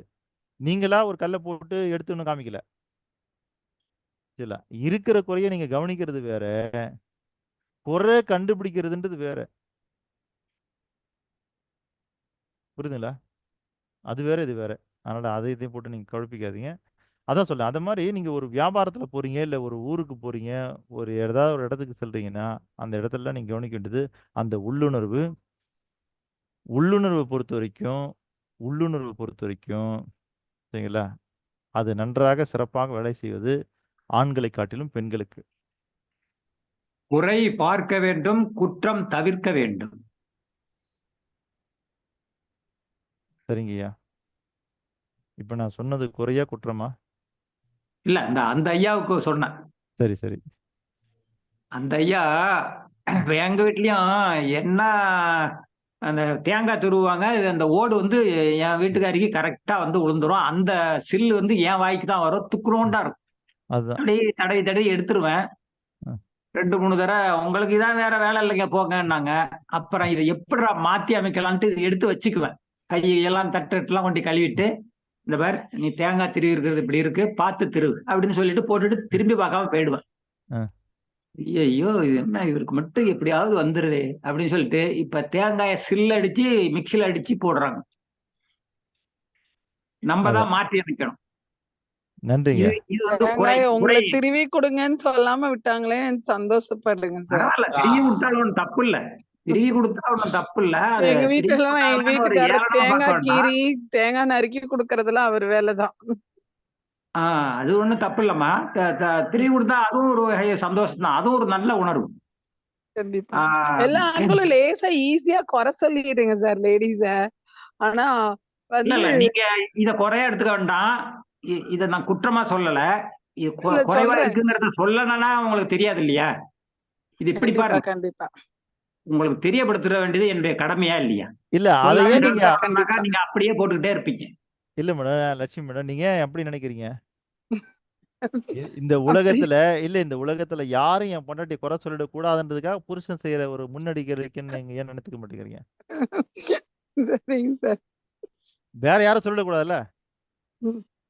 வேற யாரும் சொல்ல மாட்டாங்க சார். எல்லா சரிங்களா? புருஷங்களும் எல்லா பொண்டாட்டியும் குறை சொல்லிட்டே தான் சார் இருக்கிறாங்க. அதுதான் மேடம் சொல்ல வரேன். நாம ம். முன்கூட்டியே சொல்லிட்டோம்னா வேற யாரும் சொல்ல மாட்டாங்கன்றேன். குறை சார் சொல்லலாமா? குற்றம் தான் சொல்லக்கூடாது. சார் குறை ஒரு சொல்லலாம். குறை சொன்னாதானே திருத்திக் கொள்ளப்படும். சிவபாலன் சார் குற்றம் சொல்லுங்க. சொன்னா சண்டை வரும். சார் இன்னொரு செய்தி பதிவு பண்றேன் சார். ஆ. ஏங்க இன்னைக்கு குழம்பு ரொம்ப புளிப்பா இருக்க அப்படின்னு கேட்டோம்னா பதில் எப்படி இருக்குன்னு வரும்? நான் கரெக்டா தாங்க புளி போட்டேன், இந்த புளி கொஞ்சம் புளிப்பு புளிங்க அப்படின்றாங்க. ஆ. ஏங்க இன்னைக்கு குழம்பு கொஞ்சம் உப்பு அதிகமா இருக்கு, இல்ல நான் கரெக்டா தான் போட்டேன், இந்த உப்பு வந்து கொஞ்சம் கரிப்பு உப்பு அப்படின்றாங்க. சோ இப்படிலாம் பதில் சொல்ல நம்ம குறை சொல்றது இல்ல, அவங்க பதிலாம் சூப்பரா சொல்ற அளவுக்கு வந்துட்டாங்க சார். அதை பாருங்க நீங்க. அதுதான். சரிங்க. அப்போ முதல் உணர்வு என்னன்னா, அந்த உள்ளுணர்வு இருக்கு பாருங்க. அந்த உள்ளுணர்வு நமக்கு எல்லாம் கரெக்ட்டா கைட் பண்ணும். ஏன்னா, அது பிரபஞ்சத்தினுடைய கண்ட்ரோல்ல இருக்கக்கூடிய ஒண்ணு. அத நீங்க அப்பப்போ புரிஞ்சுக்கணும். 2வது அந்த உள்ளுணர்வு ஆண்களை காட்டிலும் பெண்களுக்கு சிறப்பாக வேலை செய்யும். ஆனா என்னன்னா, இங்க அதிகமா சிக்கல்ல மாட்டுறது பெண்கள் தான். என்ன காரணம்னா, அந்த உள்ளுணர்வு அவங்கள ஒழுங்கா கைட் பண்ணும். ஆனா அவங்களுடைய மனம் இருக்கு இல்லையா? அது எது மாதிரியான மனம்னா, உணர்வு மனம். அந்த உணர்வு மனம் என்ன பண்ணும் எமோஷன்ல, அது கைட் பண்ணா கூட அத விட்டுட்டு, இல்ல இல்ல அப்படின்னு சொல்லிட்டு, அது வேற மாரி உங்கள கொண்டு போயிடும். அதனால தான் பல பேரு ஏமாந்த பிறகு, இல்ல பிரச்சனையில மாட்டுன பிறகு சொல்லுவாங்க, "எனக்கு அப்பவே தெரியும் எனக்கு இப்படிலாம் நடக்கும்" அப்படின்னு. அந்த வார்த்தை ஏன் வருது அப்படின்னு கேட்டீங்கன்னா, அவங்களுடைய உள்ளுணர்வு ஏற்கனவே சொல்லிடும். சொன்ன பிறகு அவங்களுடைய அறிவு மனம் வேலை செஞ்சு, அதுலேருந்து அவங்க வெளியில வருவாங்களான்னா, இல்ல. அறிவு மனம் வேலை செய்றத விட, உணர்வு மனம் வேலை செய்றனால, அந்த உணர்வுலயே அவங்க சிக்கிக்குவாங்க. அதனால பெண்கள பொறுத்தவரைக்கும் அந்த இன்ட்யூஷன் நல்லா வேலை செய்யும். ஆனா, அவங்க வெளியில வராங்களான்னா வர்றதில்ல. காரணம் அறிவு மனம் வேலை செஞ்சதுன்னா, கரெக்ட்டா வெளிய வந்துருவாங்க அந்த இடத்துல. ஆனா, அவங்க என்ன பண்ணுவாங்க? அது வேலை செய்யாத உணர்வு மனம் வேலை செய்ற காரணத்தினால, அந்த இடத்துல மாட்டிக்குவாங்க. அப்போ அவங்களுடைய பிரம்மாண்டமான வளர்ச்சிக்கும் அந்த உள்ளுணர்வ பயன்படுத்த முடியும். அல்லது மிக மோசமான அழிவுக்கோ, அல்லது கீழ இறங்குறதுக்கோ வந்துன்னா, அத பயன்படுத்திக் கொள்ள முடியும். அது சரியா அவங்க பயன்படுத்தணும். உள்ளுணர்வு அப்படிங்கிறது வந்து என்னன்னா, அ ரொம்ப ரொம்ப முக்கியமான ஒரு உணர்வு அது. உங்க வாழ்க்கையில வந்து நெறைய இடங்கள்ல அது வேலை செய்யும். அதான் சொல்றேனே, அத அத கவனிக்கணும். நான் காலையில 3 மணிக்கு எழுந்திரிக்கும் பொழுது, ஒரு 5 மணி வரைக்கும் பார்த்தீங்கன்னா, என்னுடைய இடத்துலருந்து 1 1/2 கிலோமீட்டர் தூரத்தில ஒரு ரயில்வே ஸ்டேஷன் இருக்குது. அங்க போற அந்த ஒவ்வொரு வண்டியினுடைய சத்தம் ரொம்ப அழகா கேட்கும். ஆனா அதுவே 6 மணிக்கு மேல வாகனங்கள் பெருக பெருக, அது அது என்னன்னே கேட்காது. அதேபோல காலையில எந்திரிக்கும்போது பார்த்தீங்கன்னா, பல பறவைகளுடைய ரீங்காரங்கள், கிளி கத்தக்கூடிய சத்தம், காகம் கரையக்கூடியது, எல்லாமே கிளீனா கேட்கும். ஆனா இதே சத்தம் வெளியில போக்குவரத்து சத்தம் அதிகமாக அதிகமாக அது எதுவுமே கேட்காது. அந்த மாரி உங்க மனசு எப்பொழுதெல்லாம் தெளிவாக இருக்கின்றதோ, தெளிந்த நீரோடை போல இருக்குதோ, அப்பல்லாம் அந்த உள்ளுணர்வு சொல்றது அப்படியே உங்களுக்கு உங்களுடைய Google மேப்ல போட்ட நேவிகேஷன் மாரி, அது ரூட் அப்படியே காட்டும். அத நான் பல தடவ இப்ப ஃபீல் பண்றேன். அப்படியே நீங்க காலையில எந்திரிச்சு பிரம்மத்தோட கனெக்ட் ஆகி அப்படி உட்கார்ந்தோம்னா, அந்த உள்ளுணர்வு உங்கள எங்க எடுத்துட்டு போகுது அப்படின்னு அடிக்கடி காட்டும். அப்போ அந்த உணர்வ நீங்க சரியா பயன்படுத்தணும். நல்லா புரிஞ்சுக்கங்க. நாம பார்க்கக்கூடிய இந்த 10 நாள் பாடமும் உணர்வுகள் பற்றியது. ஆனா உணர்வுகள பொறுத்தவரைக்கும் நான் உங்களுக்கு சொல்லத்தான் முடியும். சரிங்களா? நீங்க தான் ஃபீல் பண்ணணும். நீங்க தான் உங்களுக்குள்ள அந்த ஃபீல் கொண்டு வரணும். அதுக்கு நெறைய பயிற்சிகள் இந்த உலகத்துல இருக்குது. நம்ம அந்த இடத்துக்கு அப்புறம் போவோம். முதல்ல நீங்க வந்து புரிஞ்சுக்க வேண்டிய விஷயம், நான் உங்ககிட்ட இப்போ வார்த்தையா குடுக்குறேன்னா, இது எல்லாமே நான் எனக்குள்ளேருந்து ஒரு ஃபீலோட தான் நான் உங்ககிட்ட குடுக்குறேன். ஆனா உங்ககிட்ட ஃபீலோட சேருதா இல்லையாங்கிறது, நீங்க தான் உணர முடியும். அப்போ செல்வந்தர் ஆகணும்னு நீங்க ஆசைப்பட்டீங்கன்னா, ரொம்ப ரொம்ப முக்கியமான விஷயம் என்னன்னா, 80% மான உணர்வுகளை நீங்கள் பயன்படுத்த வேண்டும். வெறும் அறிவு மட்டுமே பயன்படுத்தி நம்ம அப்படி ஆட முடியுமான்னா முடியாது. ஃபீல் ரொம்ப ரொம்ப முக்கியம். ஏன்னா இந்த பிரபஞ்சத்துக்கு புரிஞ்ச மிக அற்புதமான மொழி உயிர்களிடத்திலிருந்து ஃபீலிங்ஸ் மட்டும்தான். ஃபீலிங்ஸ்ன்றது எல்லா உயிர்க்குள்ளயும் இருக்குது. ஓகேங்களா? அதனால தான் சுனாமி மாரியான ஒரு மிகப்பெரிய பேராபத்துகள்லாம் வரும்போது, அத முன்கூட்டியே மற்ற விலங்குகள் உணர்ந்து விடுகிறது. இன்னைக்கு தான் நம்ம கையில வந்து திசை அறியக்கூடிய மேக்னெட்டிக் முள்ளு வச்ச திசை அறி கருவிலாம் வச்சுட்டு நம்ம பயணம் பண்றோம் கப்பல்ல. அப்பல்லாம் கப்பல்ல பயணம் பண்ணும்போது, அருகிலே நிலம் வந்து விட்டதற்கானது அந்த பறவைகள் பறக்கூடிய அந்த பறவையினுடைய அந்த பறக்கிற விதம் தான். அதெல்லாம் வச்சு தான் எந்த பக்கம் திசையில பறக்குது, அப்ப எங்கேருந்து எங்க லேண்ட் இருக்குது அப்படிங்கிறது தான். அப்ப நெறைய விஷயங்கள் இருக்குது. இல்ல. புதுசா வீடு கட்டிட்டு பசுமாட்ட வீட்டுக்குள்ள விட்டாங்களே எதுக்காக?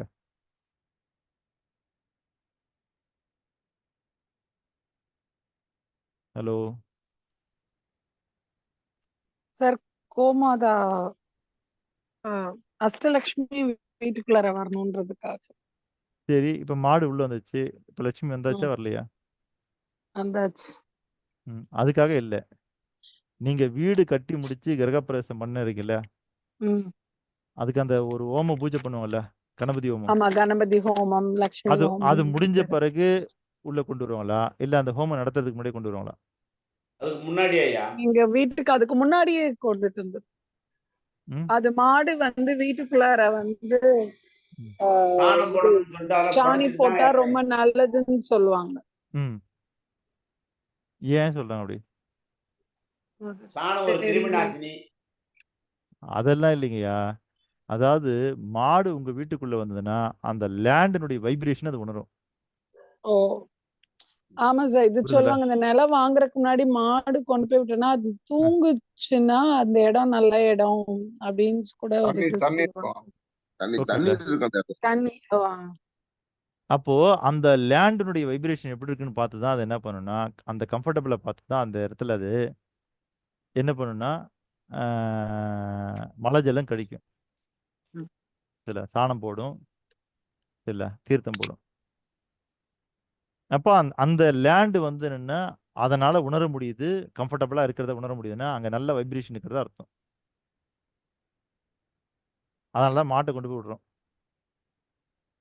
சார் அந்த புரியுதா? நேரத்துல அதை உணர்ந்து என்ன பண்றாங்க சார்? என்னங்கய்யா? சார் அது பயத்துல கூட இழுத்துட்டு வர்றதுனால பயத்துல கூட அது மாதிரி வாய்ப்புகள் இருக்கும் சார். அது ஒண்ணு. யா 2வது நைட்லாம் அது சாப்பிட்டது காலையில போக தான் செய்யும். இல்ல அந்த நேரத்துல அது உணர்ந்ததுனால என்ன பெனிஃபிட் ஆகுது? இல்லைங்க. அந்த நேரத்துல இல்ல. அதாவது என்னன்னா, நம்ம வீடு கட்டிட்டு இப்ப தயாராகுது இல்லையா இப்ப வீடு. ம். இப்ப நாம வாழறதுக்கான அந்த வைப்ரேஷன் அதுல இருக்குதான்னு பார்க்கறதுக்கு தான் கொண்டாந்து விடுறது. அதுக்கு பிறகு நீங்க பூஜையெல்லாம் செஞ்சு, இதுல இன்னும் கொஞ்சம் அந்த வைப்ரேஷன மாத்துறதுக்காக அதெல்லாம் செஞ்சுட்டு, அதுக்கு பிறகு இன்னும் கொஞ்சம் சிறப்பா மாத்திக்கிட்டு, சார் முதல்ல லேண்ட் என்னன்னா சொல்லுங்கய்யா. லேண்ட் வாங்கும்போது அது பார்த்தா ஓகே சார். கட்டின பிறகு ஏன் சார் அதை பார்க்கணும்? இல்லைங்கய்யா. லேண்ட் வாங்கும்போது வெறும் லேண்டா தானே இருக்குது. அது வெறும் பூமி மட்டும் இல்ல. இப்ப நீங்க கட்டுமான இல்ல பொருட்கள்லாம் வச்சிருக்கீங்கல்ல? அங்க தண்ணி இருந்தா அது படுத்து உறங்கும். அப்ப அங்க போர் போட்டா தண்ணி வரும். இல்ல தண்ணி உள்ள இடம் அப்படி தெரிஞ்சுக்கலாம். அதுக்காக ஆமா. சொல்றேன். ம். அதாவது நீங்க வீடா கட்டுன பிறகு அந்த அம்சம் வந்து என்ன மாரியான வைப்ரேஷன்ல இருக்குதுன்னு தெரிஞ்சுக்கிறதுக்கு தான். புரியுதுங்களா ஐயா? சப்போஸ் சார் இது எனக்கு ஏற்கிற மாதிரி இல்ல சார். சப்போஸ் வந்து அது வந்து அதே மாதிரி செய்யலைன்னா அப்ப அந்த இடம் சரியில்லைன்னு சொல்லி வீட்டுக்குள்ள குடியில்லாம போயிடுவோமா சார் நம்ம?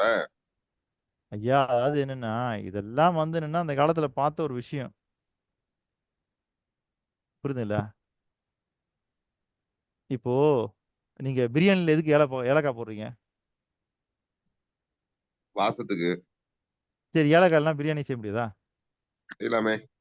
செய்யலாம்ல. அந்த மாரி தான். அது என்னன்னா இருக்கிறதுல இன்னும் கொஞ்சம் கூட்டி தர்றதுக்கு அவ்வளவுதான்.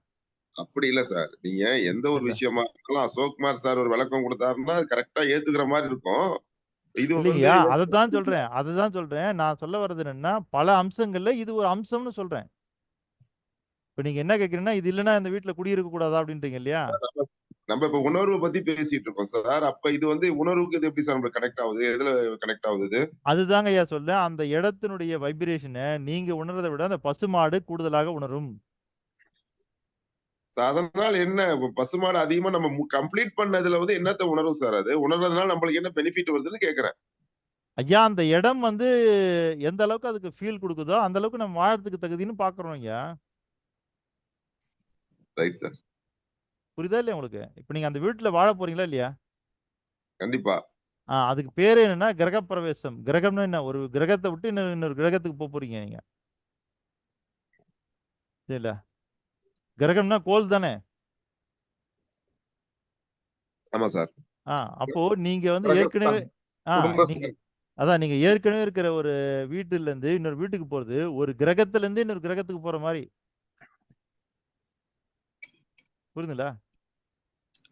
இப்ப சார் நாம எப்படி பூமியில வாழறதுக்கான உயிர்கள் வாழறதுக்கான தகுதி இருக்கிறதுனால நம்ம பூமியில வாழ்றோம். நெறைய கிரகங்கள்ல அது இல்ல. சரிங்களா? ஹலோ. இப்போ சுனாமி வரும்போது கூட பார்த்தீங்கன்னா ஐயா, நெறைய பறவைகளோ, நாய்களோ, பசுமாடுகளோ இறக்கல. ஏன்? அது உணர முடியுது அதனால. Sir vibrant sir. எனக்கு வந்து என்னன்னா ஒரே ஒரு விஷயம். நீங்க பசுமாட வந்து நம்ம வீட்டுக்கு கொண்டு வர்றதுக்கு வந்து அது அந்த விளக்கங்கள் வந்து பாத்தீங்கன்னா, நீங்க குடுத்த அந்த விளக்கங்கள் வந்து இந்த பிரியாணிக்கு ஏலக்காய் அப்படிங்கிற மாரி தான் இருக்கு. ம். ஏன்னா பசுவுக்கு வந்து முக்கியத்துவம் அப்படின்னு பார்க்கும்போது பாத்தீங்கன்னா, திருமூலரே சொல்லியிருக்கார். யாவருக்குமாம் இறைவருக்கு ஒரு பச்சிலை, யாவருக்குமாம் பசுவுக்கு ஒரு வாயுரை, யாவருக்குமாம் உண்ணும்போது ஒரு கைப்பிடி, யாவருக்குமாம் பிறருக்கு இன்சொல் தானே அப்படின்னு. ம். சோ அது என்னன்னா நம்ம வந்து யாவருக்குமாம் நம்ம இறைவனை கும்பிடுறதுக்கு வந்து அவர் சொல்லப்பட்ட விஷயம். நம்ம எல்லாத்தையும் எடுத்துட்டு போனதால ஒரே ஒரு பச்சிலை மட்டும் போதும் அப்படின்னு இருக்காரு. அதே மாதிரி யாவருக்குமா உண்ணும் போது ஒரு கைப்பிடி நம்ம சாப்பிடுறதுக்கு முன்னாடி ஒரு புடி உணவு. அது காகத்துக்கு கூட கொடுக்கலாம். ஏன்னா காகத்துக்கு கொடுத்தோம்னா அது எல்லாரையும் கூப்பிட்டு சாப்பிடுவோம் அப்படிங்கிற மாதிரி. சாப்பிட்ட பிறகு நாய்க்கு போடணும் பாரு. ஏன்னா தனியா தான் சாப்பிடணும்பாங்க.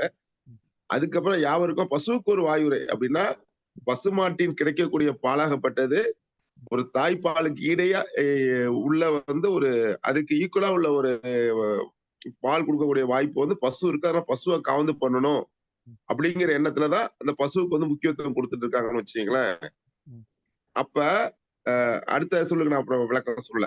அதே மாதிரி நம்ம அந்த வீட்டுல கொண்டு போறதுக்குங்கிறதுக்கு வந்து என்னை பொறுத்த வரைக்கும் இதை தாண்டி ஏதோ வேற அர்த்தம் இருக்குங்கிறது என் மனசுல படுது. அதனாலதான் இந்த அளவுக்கு நான் அதை டெப்த் அந்த கேள்வி கேட்டேன் சார். வேற ஒண்ணும் கிடையாது. இல்லைங்கய்யா, அப்படி இதை தாண்டி வேற அர்த்தங்கள் இல்ல. இருக்கலாம்.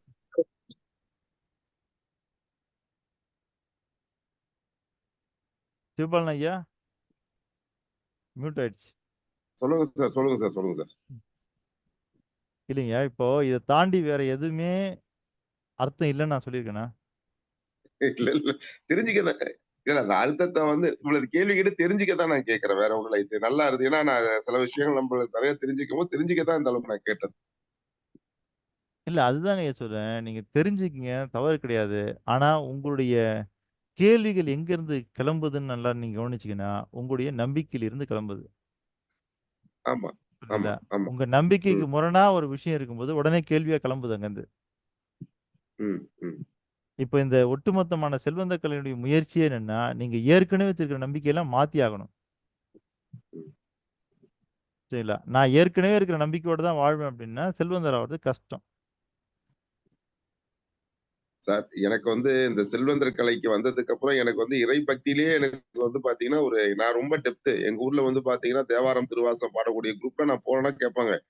இப்ப எனக்கு இந்த செல்வ சிந்தனைன்னு வரும்போது நம்ம அந்த இப்ப இன்னைக்கு கூட நிக்கோலஸ் பத்தி சார் சொன்னாங்க பாருங்க. அந்த நவக்கிரகங்கள்லாம் ஒரு தெளிவு வந்ததுக்கு அப்புறம் சில விஷயங்கள் வந்து பாத்தீங்கன்னா நீங்க சொல்றீங்க இந்த அறிவு மனத்தை கொண்டு போய் பார்க்கும்போது பாத்தீங்கன்னா உணர்வு மனம் வேலை செய்ய மாட்டேங்குது.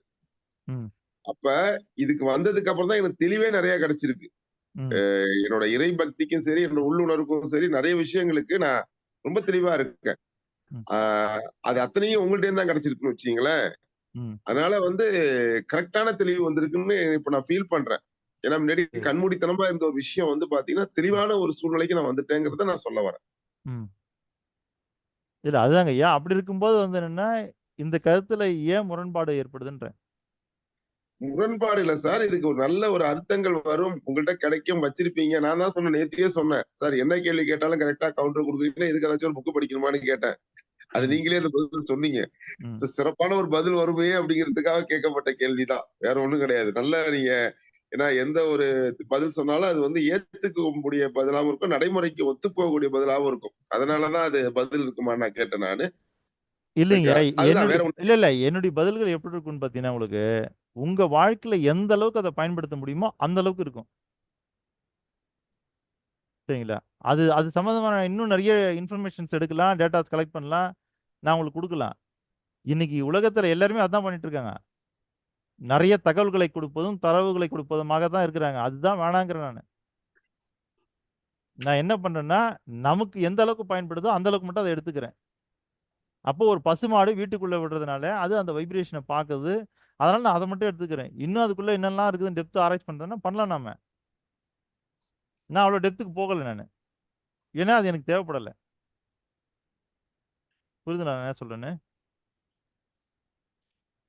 அப்ப என்னன்னா, இந்த இந்த உலகத்துல இருக்கிற எல்லாமே அணுக்களால் ஆனது. அணுக்களானது எல்லாமே ஒரு ஆற்றலை கொண்டு இயங்குகிறது. அந்த ஆற்றலுக்குள்ள நீங்க கவனிச்சீங்கன்னா என்ன இருக்குங்கன்னா, அதிர்வுகள் தான் இருக்குது. அப்போ வைப்ரேஷன் மூலியமா தான் எல்லாமே இயங்குது. சரிங்களா? அதுல உயிரற்ற பொருட்களுக்குள்ள இருக்கிற வைப்ரேஷன் இருக்கு இல்லையா? அத நம்ம வெறும் அதிர்வுன்னு சொல்லிர்றோம். ஆனா உயிருள்ள பொருட்களுக்குள்ள இருக்கிற வைப்ரேஷன் இருக்கு இல்லையா? அதுக்கு பேரு தான் உணர்வு. அப்போ உயிருள்ள பொருட்களுக்குள்ள இருக்கிற அந்த வைப்ரேஷனுக்கு பாருங்க, அது ஒரு உணர்வு. அதுல மனிதனால சரிங்களா? பார்க்க முடியாத சில விஷயங்கள விலங்குகளால பார்க்கிறோம். ஏன் இப்ப நாய் கொண்டாந்து விடுறோம்? மோப்ப சக்தி நமக்கு இல்லையா? இருக்கு. ஆனா நம்மள விட அது கூடுதலா இருக்குது. புரியுதுங்களா? அதே மாதிரி வந்துன்னா ஒவ்வொரு விலங்குகிட்டயும் ஒரு சிறப்பம்சம் இருக்குது. அதெல்லாம் நம்ம பார்த்து தான் நம்ம என்ன பண்றோம்? நாம வந்து நம்மள வழிநடத்திக்கிறோம். நீங்க ஒரு காட்டுக்குள்ள போயிட்டீங்க. இல்ல. காட்டுக்குள்ள போயிட்ட பிறகு, அந்த காட்டுல பார்த்தீங்கன்னா, நீங்க அந்த காட்டுக்குள்ள வாரவங்கலாம் பார்த்தீங்கன்னா தெரியும். புதுசா யாராவது வந்தாங்கன்னா, கீச் கீச் கீச் கீச் கீச்சுன்னு சத்தம் அதிகமா இருக்கும். பறவைகள்லாம் படபடக்கும். அப்ப அந்த சில திரைப்படங்கள்லாம் காட்டுவாங்க. காட்டுக்குள்ள யாரோ புது ஆள் வந்துட்டாங்க. ஏன்னா பறவைகள்லாம் இப்படி சத்தம் போடுது. அந்த மாரி ஒவ்வொரு விலங்குக்குள்ளேயும் ஒரு உணர்வு இருக்கு இல்லைங்களா? அந்த மாரி உங்கள வந்து வழிநடத்தக்கூடிய ஒரு முக்கியமான உணர்வு எதுன்னா, உள்ளுணர்வு. இல்ல. அந்த உள்ளுணர்வு எத பேஸ் பண்ணி உங்களுக்கு இயங்கும் அப்படின்னு கேட்டீங்கன்னா, உங்களுடைய டாமினேஷன் தாட் என்னவோ, உங்களுடைய டாமினேஷனான ஃபீல் என்னவோ, அத நோக்கி தான் உங்களுடைய உள்ளுணர்வு இட்டுச் செல்லும். அதனால மொழி சார்ந்து, மதம் சார்ந்து, இனம் சார்ந்து, ஆன்மீகம் சார்ந்து, அறிவியல் சார்ந்து, அரசியல் சார்ந்து இருக்கக்கூடிய டாமினேஷன் தாட் எல்லாம் விட்டுட்டு, நீங்கள் செல்வந்தராவதற்கான டாமினேஷன் தாட்ட கொண்டு போய் உள்ள வச்சுக்கங்கன்னு நான் சொல்றேன். புரியுதுங்களா சிவபாலன் சார்? வேற ஒண்ணும் கிடையாது. இப்போ சில பேருக்கு வந்துன்னா தமிழ் மொழின்னு பேசினா சுர்ருன்னு கோவம் வரும். ஒரு சிலருக்கு இந்தியா பத்தி பேசினா சுர்ருன்னு கோவம் வரும். சரிங்களா? சில பேருக்கு வந்து என்னன்னா, இந்த சைவம் அசைவத்தை பத்தி பேசினா சுர்ருன்னு கோவம் வரும். சில பேருக்கு பார்த்தீங்கன்னு வச்சுக்கங்க, கருப்பா இருக்கிறவன் வெள்ளையா இருக்கிறவனை பத்தி பேசினா சுர்ருன்னு கோவம் வரும். சில பேருக்கு வந்துன்னா குள்ளமா இருக்கிறவன் நெட்டையா இருக்கிறவனை பத்தி பேசினா சுர்ருன்னு கோவம் வரும். இதெல்லாம் ஏன் வருது? ஏன்னா அதெல்லாம் அவங்களுடைய டாமினேஷன் தாட்டா உள்ள இருக்குது. ஏதோ ஒரு படத்துல வடிவேலு கூட சொல்லுவார்ல, புரோக்கர் நாயின்னு சொல்லக்கூடாதுமா. அவங்களும் கஷ்டப்படுறாங்கல்ல அப்படின்னுவாரு. புரியுதுல்ல? அப்போ என்னன்னா, அந்த டாமினேஷன் தாட் உங்களுக்குள்ள என்னன்னா, வெவ்வேறு வகையான டாமினேஷன் தாட் இருக்கு பாருங்க. அதெல்லாம் எடுத்துட்டு போட்டு ரிச்னஸ்க்கான டாமினேஷன் தாட் கொண்டு வரதுக்கு தான் நான் இவ்வளவு முயற்சி பண்றேன்.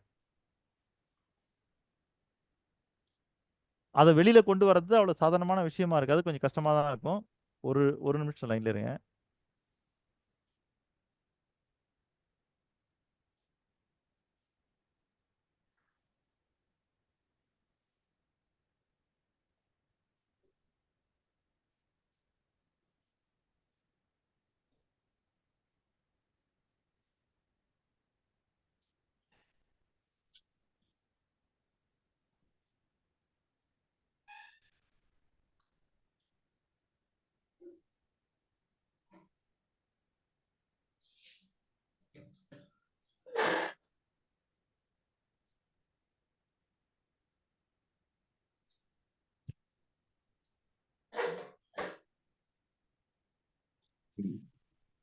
அருணகிரி சார்,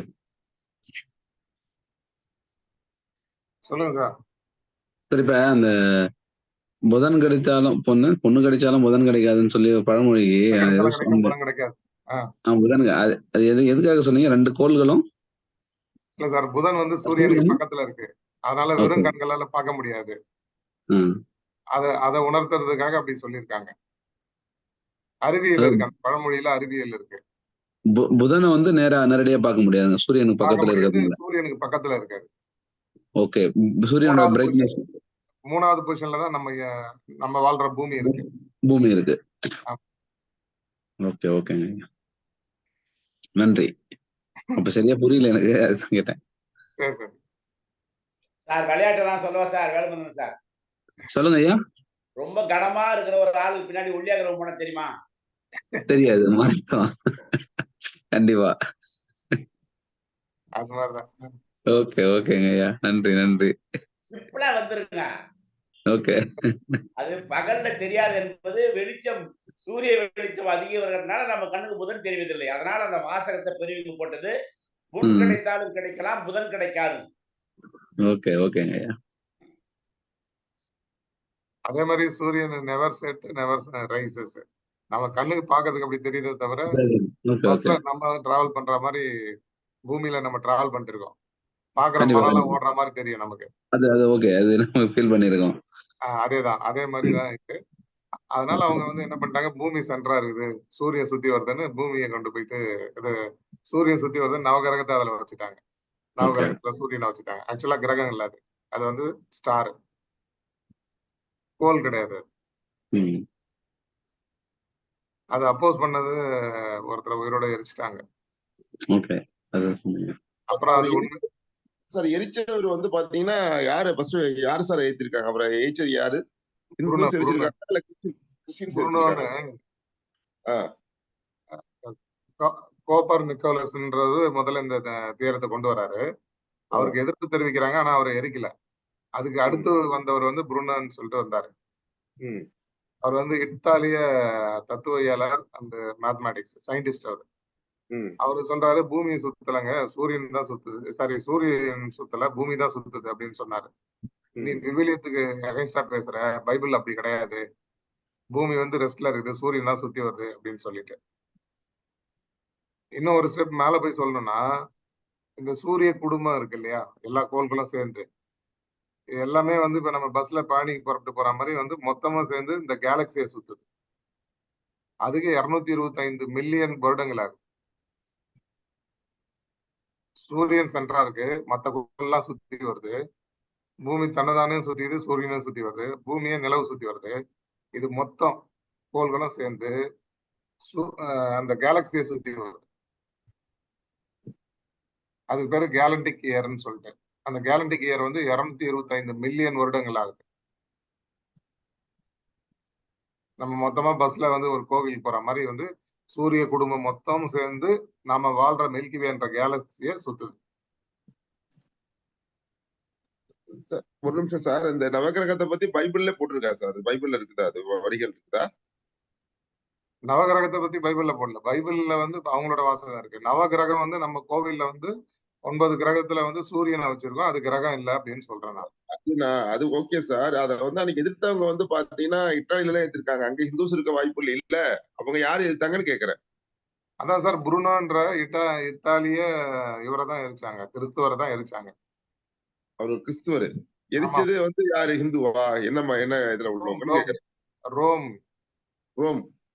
ரோம் பைபிள ஃபாலோ பண்றவங்க தான் எரிச்சாங்க.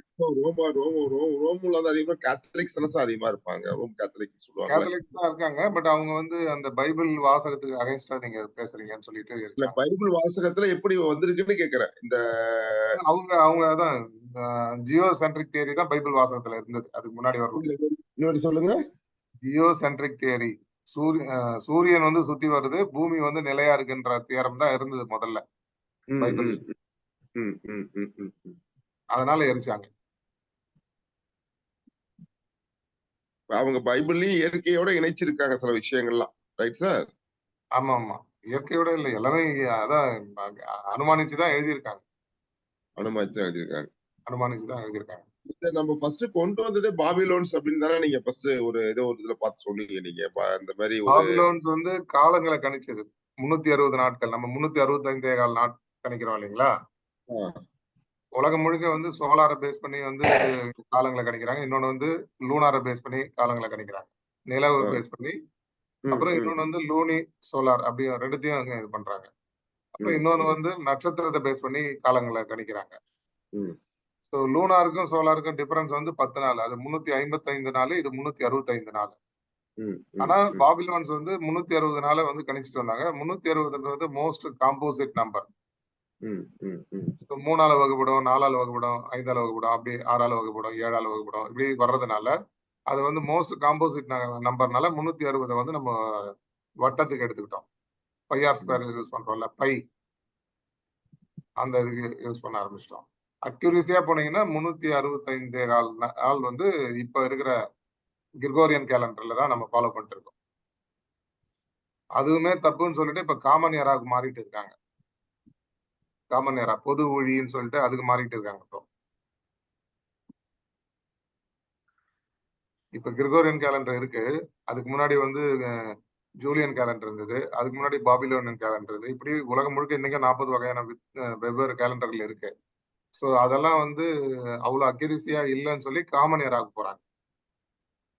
பொது ஊழி பேர் அது தமிழ்ல. ஏன்னா எஸ் சார் வந்துட்டேன். சரிங்களா? நான் வந்து இந்த விளக்கம் வந்து சிவபாலன் சார் மட்டும் தர்றேன். இல்லை இது எல்லாருக்குமானதான். கொஞ்சம் நல்லா யோசிச்சு பாருங்க. நாம இது வரைக்கும் இருந்த டாமினேஷன் தாட்லேருந்து மாறணும், உணர்வு நிலைகள்லேருந்துலாம் மாறணும். ஏன்னா இப்போ நம்ம செல்வந்தன் ஆகணும்னா அந்த ரிச்னஸ்க்குண்டான உணர்வுகள் எல்லாம் நம்ம எந்த அளவுக்கு வேகமாக நம்ம வெளிப்படுத்துகிறோமோ அந்த அளவுக்கு தான் பிரபஞ்சம் அதை புரிஞ்சு அதுக்கேற்ற ஆற்றலையும் அதுக்கேற்ற மாதிரியான நமக்கான வாழ்க்கை சூழலையும் அதை மாற்றி அமைக்கும். புரியுதுங்களா? ம். ஐயா இப்ப இன்னைக்கு தலைப்பு வந்து உணர்வுகளா? என்னங்க ஐயா? இந்த தலைப்பு 10 நாள் உணர்வுகள். இந்த 10 நாள் நம்ம பார்க்க போகுது என்னன்னா நம்மளை முன்னேற்றக்கூடிய சில நேர்மறை தச உணர்வுகள். நேர்மறை தச உணர்வுகள். உணர்வுகள். நேர்மறை தச உணர்வுகள். இதான் தலைப்பு. 10 ஐயா, ரொம்ப போட்டு குழப்பிக்காதீங்க. Okay okay. சார் டைம் வந்து 6:28 சார். அதான் நீங்க உங்களுடைய கூட்டு பிரார்த்தனை சொல்லுங்கம்மா. உலக மக்களின் நன்மைக்கான கூட்டு பிரார்த்தனை. உலக மக்களின் நன்மைக்கான கூட்டு பிரார்த்தனை. உலகின் எல்லா உயிர்களையும் படைத்த உலகின் எல்லா உயிர்களையும் படைத்த சர்வ வல்லமையும் சர்வ வல்லமையும் ஈடு இணையில்லா சக்திகளின் பிறப்பிடமாக உள்ள ஈடு இணையில்லா சக்திகளின் பிறப்பிடமாக உள்ள இயற்கை பேராற்றலே இயற்கை பேராற்றலே இயற்கை பேராற்றலின் மாபெரும் சக்தியாக இயற்கை பேராற்றலின் மாபெரும் சக்தியாக எங்களின் ஆழ்மன நம்பிக்கையாக எங்களின் ஆழ்மன நம்பிக்கையாக எங்களுக்குள் பெருக்கெடுத்து ஓடும் நேர்மறை ஆற்றலே எங்களுக்குள் பெருக்கெடுத்தோடும் நேர்மறை ஆற்றலே அனுதினமும் உற்சாக ஊற்றாய் இருந்து அனுதினமும் உற்சாக ஊற்றாய் இருந்து நாங்கள் அனைவரும் சகல ஐஸ்வர்யங்களுடன் ஆனந்தமயமான ஆரோக்கிய வாழ்வினை பெற்று அதிகாரம் ஆளுமை செல்வாக்கு வல்லமை கொண்ட மனிதர்களாக ஞானம் புகழ் வெற்றிகளை அடைந்து நாங்களும் எங்கள் குடும்பமும் பரிபூர்ண திருப்தியுடன் நிறைந்த செல்வ செழிப்புடன் மிகவும் நிம்மதியான வாழ்வினை வாழ்ந்து வருகிறோம். எங்களுக்கு நிம்மதியான வாழ்வினை அளித்த இயற்கை பேராற்றலின் பெரும் கருணைக்கு எங்களின் மனமார்ந்த நன்றி. எங்களின் உணர்வுபூர்வமான நன்றி. எங்களின் ஆத்மார்த்தமான நன்றி. நன்றி நன்றி நன்றி அனைவருக்கும் நன்றி. வாய்ப்புக்கும் நன்றி ஐயா.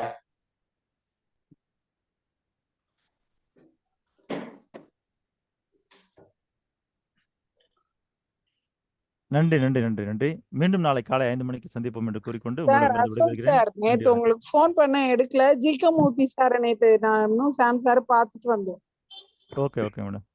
சரி நான் திரும்ப நான் உங்களுக்கு கால் பண்ணேன். நைட் நீங்க கூப்பிட்டு இருந்தீங்க. ஆமா உங்க லைன் பிஸியா இருந்தா ஒரு மீட்டிங் இருக்குன்னு பார்த்தேன். அதெல்லாம் முடிச்சிட்டு நான் நைட் எல்லாம் முடிச்சிட்டு வரதுக்குள்ள நைட் 11:30 ஆயிடுச்சு. அதனால தான் உங்களுக்கு கூப்பிடல. நான் தூங்கிட்டேன் சார். இல்லதான் அதனால தான் கூப்பிடல. நான் திரும்ப கூப்பிடுறேன் உங்களை. Okay sir. Thank you. நன்றி.